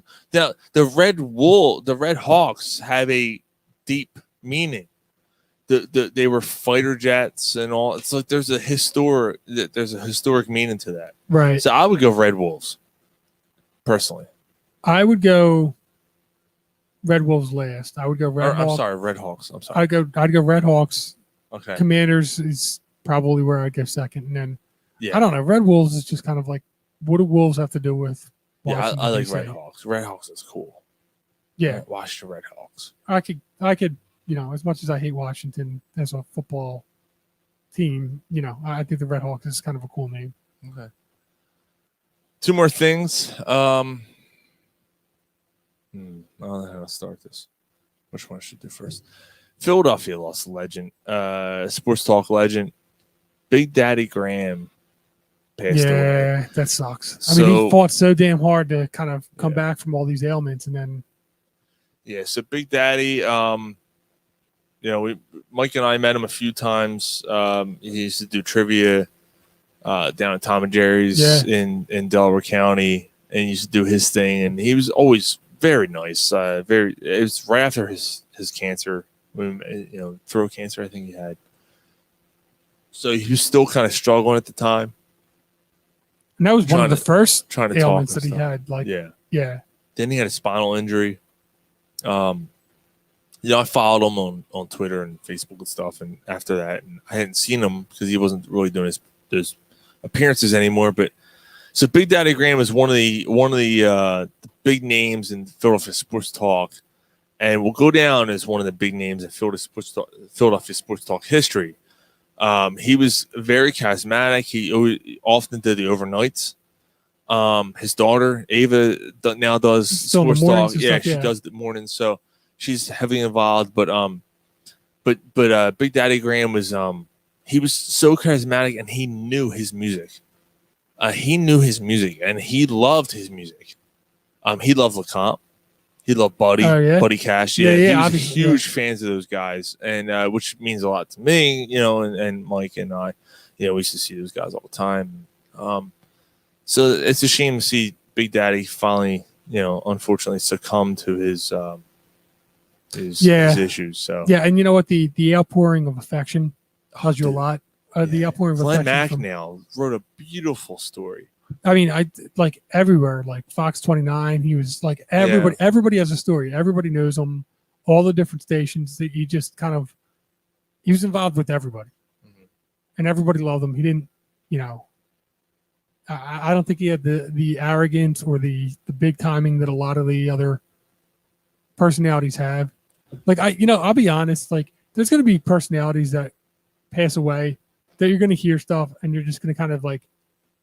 You're just going to have a sense that like it's a little bit tongue in cheek, that it's not genuine. Yeah, not with him. He every time I saw him, he was the nicest guy, Big Daddy Graham. He was the nicest guy. He was so cordial and so inviting. And the thing was, like, he was before he became he jumped from job to job. He was working at like restaurants and all kinds of stuff.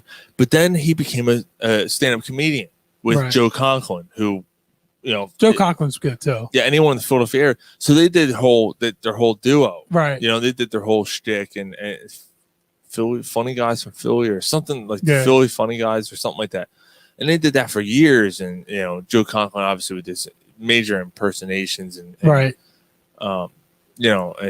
Big Daddy with his it's just basically straightforward like I'm gonna and it was awesome, man. That's a shame. It's a shame to see, and so best wishes to Big Daddy Graham and his family and the Philadelphia community who are dealing with this, because there's a lot of people he touched, man. There's a lot of people.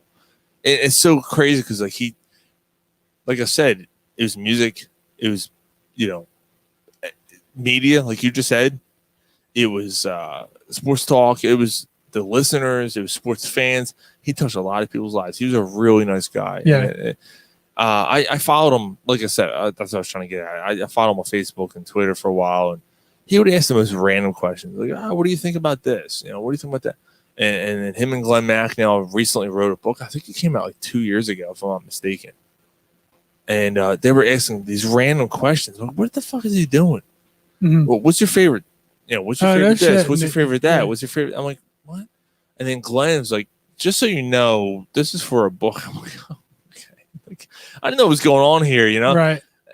So it was pretty cool. Yeah. Speaking of, by the way, just going back to Tom and Jerry's. Yeah. There's something else I remember about Tom and Jerry's. Yeah, the bikini tops. Yeah. The waitresses. There were these referee shirts. Yeah, they didn't. I'm pretty sure that's why Big Daddy loved that place so much. They walked around in the tightest tops you can. And might have been better than most of them were pretty well endowed.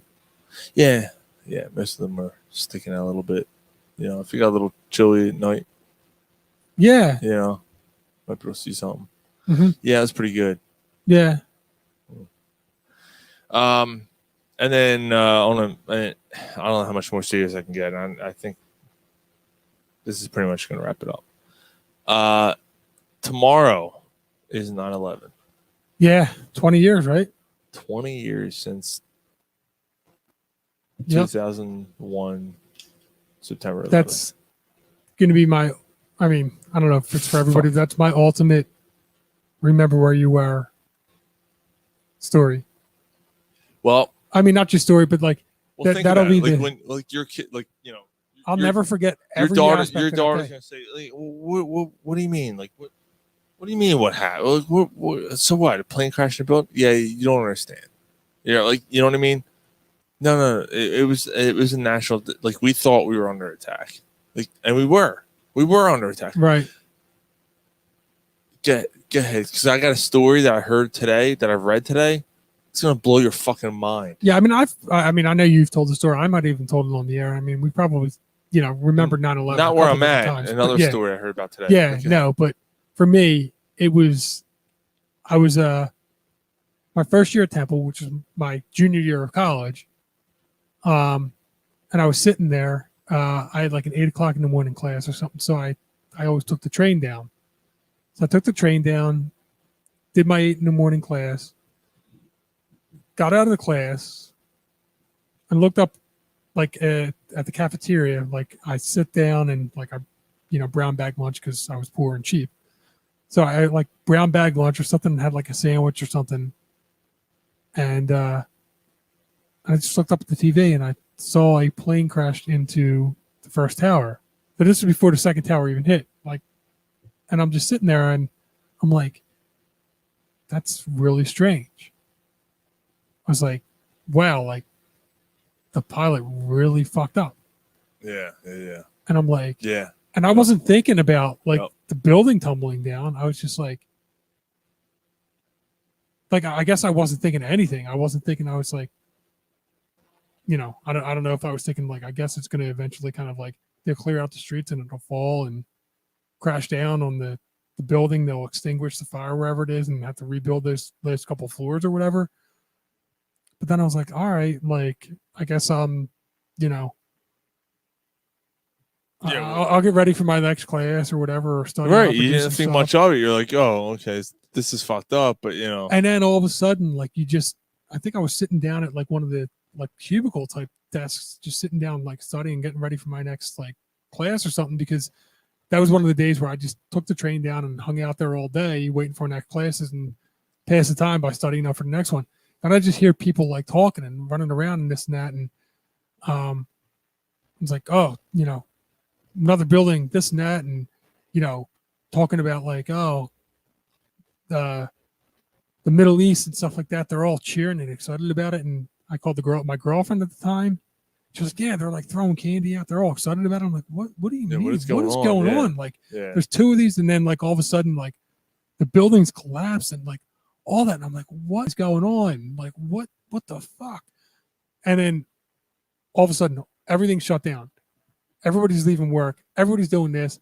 My next class is canceled. I'm like, wow, what? And then they're like, trains are shut down. I'm like, how the fuck am I getting home? So I'm calling my dad, or I'm like, dude, what am I going to do? Like, I got to, and my dad's like, I got to come pick you up. So my dad came and picked me up, and it just so happened to be the day of Chris Dasnick's father's funeral. Oh, jeez. So we just ended up, my dad picked me up and we ended up going over to his house, and it was September 11th. So it was still warm enough to be in like a pool and stuff. So we had his pool open and this and that, and we're hanging out in his backyard. He's reminiscing about his dad, and, and we're just talking about the day, and they're like, oh, Jesus. Yeah. We're like, wow, what is going, like, somebody's like, yeah, they just gave us they took a big swing. The Middle East just took a big swing and took a black eye into the big bullies and this and that. And it's like, this is wild. What are we going to do? Like, and sure enough, that's all you heard about for the next couple of days. And, Bush planned his attack. And Christ, here we are 20 fucking years later. We finally pull out of Afghanistan. From that plane crash is how we ended up in Afghanistan to begin with. And, the cyclical thing of, how it's coming full circle with us being out of Afghanistan and that being a disaster in and of itself in some ways. So, yeah, that was my story. That was my day with it. That's pretty wild, man. I mean, it's unfortunate that it's surrounded such a, shitty event. So we, Jimmy Wade chimed in. He said, we're doing a 9/11 remembrance tomorrow. So we're at, he says, Fort Devens, Massachusetts. Wow. Okay. So thank you, Jimmy. That's awesome. And that's nice to hear. And I'm glad to hear that. Now I'm glad. I think all around the country, you're going to see events, and it's so weird for us to, especially this late in the show, to get this deep, but it's important, man. Cause 9/11 was, 20 years ago, man, it's crazy. I've told the story on the air. I'll tell it again real quick. I was working at a print shop, morning shift, mixing ink for a press. We did a lot of pamphlets and political stuff and things like that. And I listened to Howard Stern in the morning. Howard Stern was syndicated on terrestrial radio at the time still. And I remember listening, and he's like, hold on. I'll never forget this as long as I live. Trade Center's on fire. And I remember like they really didn't know, because no one knew what to do. And they were like, oh, how are you going to get a ladder? How are you going to get a ladder up that high? And you hear like someone laughing in the back, like, oh yeah, there's no way they're going to be able to do it. And like, and they're like kind of like joking around, like, oh, and then it's, seriousness set in. It's like, okay, well, hopefully everyone's okay and stuff like that. And then once that second one hit, I'll never forget the feeling that I got in my stomach. That second one hit and goes, and Howard, I forget who Howard Stern was talking to. He had a guest on there. We're talking about something. And then all of a sudden he's like, hold on. A second plane just hit. And you can hear in his voice that he was like, nah. Like something's fucking wrong, and because like Robin was like, it's not foggy out. Like, why are they hitting buildings? Right. Immediately, Howard Stern said, I know who did this. It's fucking, like, he didn't say fucking because it was Bin Laden. It was he said crazy cabbie. Rob Elvis just chimed in. It was crazy cab. Oh my God. That's good memory by you. Yeah, I just remember he was doing some shtick or something, and and he's like, a second Howard, I know who did this. I know who, and he was the first one. I was like, Bin Laden? You think Bin Laden did this, right? And like no one else really said anything, and then just all hell broke loose. And then obviously, I don't know, the end of the day or whatever it was, we knew. Jimmy Waite said he was just relaxing after prepping for the event today, watching Coastal Carolina versus Kansas. Not wanting to change the subject. No, Jimmy, you're not changing the subject at all. We're talking about this right now, man. Yeah. Not at all. And that's what you should be doing, man. I'm glad. I'm glad to hear that, dude. And I appreciate that you're prepping for such a special event, and people are going to take place. I mean, people all over the country lost people for that. 20 years ago, it was a lot of lives lost. Yeah, I remember. Such a bullshit, fucking crazy event, man. It's just, I still get that sinking feeling. Like, I know, like, there's memes. You see memes and all that nasty shit. And we joke around on the show a lot. We go off topic, but like, whenever you see memes about 9/11, it just strikes a chord with me, and it's like, that ain't fucking funny. It's like, you're a kid, like, it's because most of the kids were doing that shit. Like, they weren't alive doing that. They didn't know what they were doing. Right. It's like making a joke about Pearl Harbor, right? You weren't there. Maybe you didn't know anyone was there, but like when you kind of like, when you live through the fear of that and trying to rush the fuck home from Center City because you think, you don't know, you think that building's coming down. Yeah. When you worked 5 blocks away, like, and you're picking up your stepfather and trying to race home before the fucking shit goes haywire, and you're trying to say goodbye to your family because you don't know what's going to happen. Right. That was scary. I mean, and that's, we're not even talking about, we're talking about the two buildings. We're not even talking about the other two planes that went down, the one that went into. Oh, yeah. So the Pentagon, Yeah, the Pentagon, and then the other one that they found out what was going on, and you hear the recordings of some of the, like, the voicemails and stuff of people like saying that, like, we're gonna die. So, a wild story. I didn't know this. Maybe you guys out there heard this. Today's the first day I heard about this. The military. I'm assuming it's the Navy. I'm just assuming it was the Navy. Had 2 pilots volunteer to do a suicide attack on Flight 93. Because the plane was pronounced to be hijacked.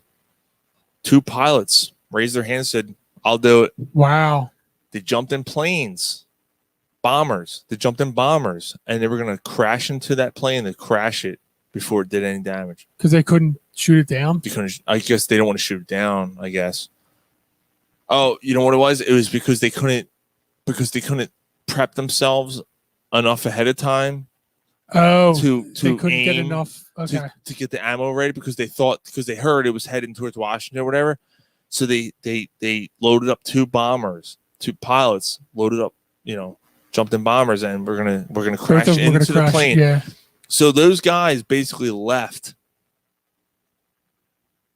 and said, "Yeah, Goodbye." Yeah. Goodbye. We're say goodbye to my family, and I'm gonna die a fucking hero, and I'm willing to do this for my country. And I guess Jesus luckily for them, Christ, or man. I guess really luckily for them, the passengers took it down first.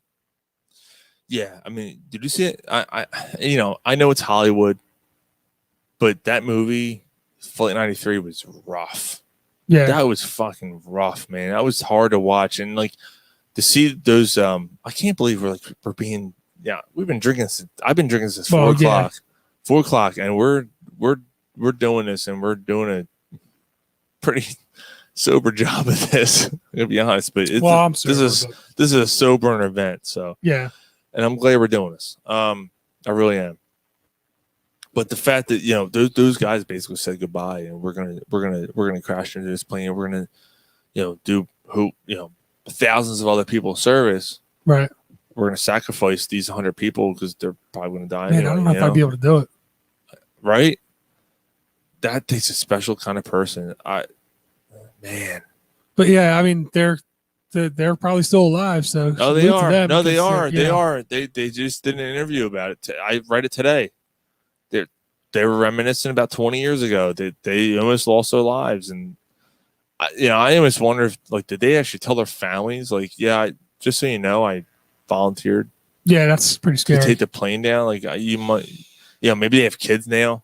Yeah, I would think 20 years. They're probably 18, 19, 20 years old back then. They probably have kids now. Yeah, daddy almost took a plane down. You wouldn't have been born. Right. But I would have been a hero. And, fuck. Yeah. That's heavy, dude. Yeah. That's heavy. No shit. So, but yeah, so we're almost 3 hours in. Yeah, you know what, dude? I'm glad we did this the last 20 minutes here. This is 20 years. That's a long time. I can't believe it's been 20 years already. Yeah, I mean, 5 years from now, we're talking about 25 years. And I mean, the slogan from 19 years ago, 18 years ago, was always "never forget." Yeah. So here we are, 20 years. We haven't forgotten. And, I'll never forget that right. As long as I live. That fear, and then not to change the subject. I'm sitting at home with my family, and we're just watching everything, and then I get a text. Hey, you guys want to play basketball tonight? Oh, that night? Yeah, that night. Literally that night.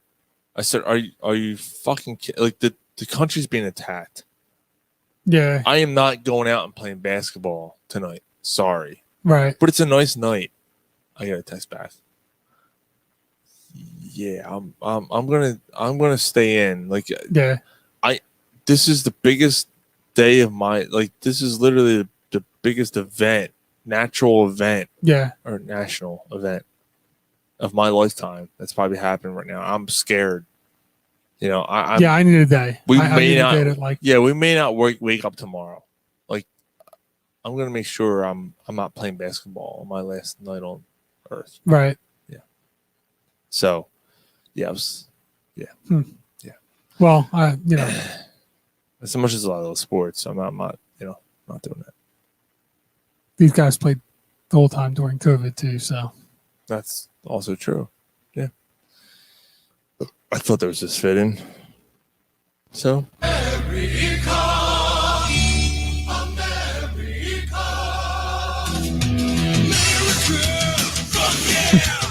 thank you guys so much for joining in tonight. Yes, thanks for listening. Thanks for go Eagles. I know that I was the one that picked them to lose, but it doesn't mean that I'm not rooting for them. I'm hoping I'm wrong. I'm hoping that somehow they surprise everybody. Hopefully the offensive line comes stays healthy. Jalen Hurts lights the world on fire. Devontae Smith is unbelievable. Hopefully his crazy theory of Jalen Reagor comes true, and of course he would want Jalen Reagor to be good because he was the biggest supporter of him last year. So. Yeah, right. We'll see what happens. He still thinks Jordan Howard's coming back off the practice squad, going for 1,000 yards and 15 touchdowns. That's true. Well, we'll see what happens. We will see you guys next week. I won't be here next week, but I'll be there in spirit. Yeah. Corner Puff Sports says, see ya, and thank you guys for tuning in so much. We'll see you guys next week. Penis out. Penis out.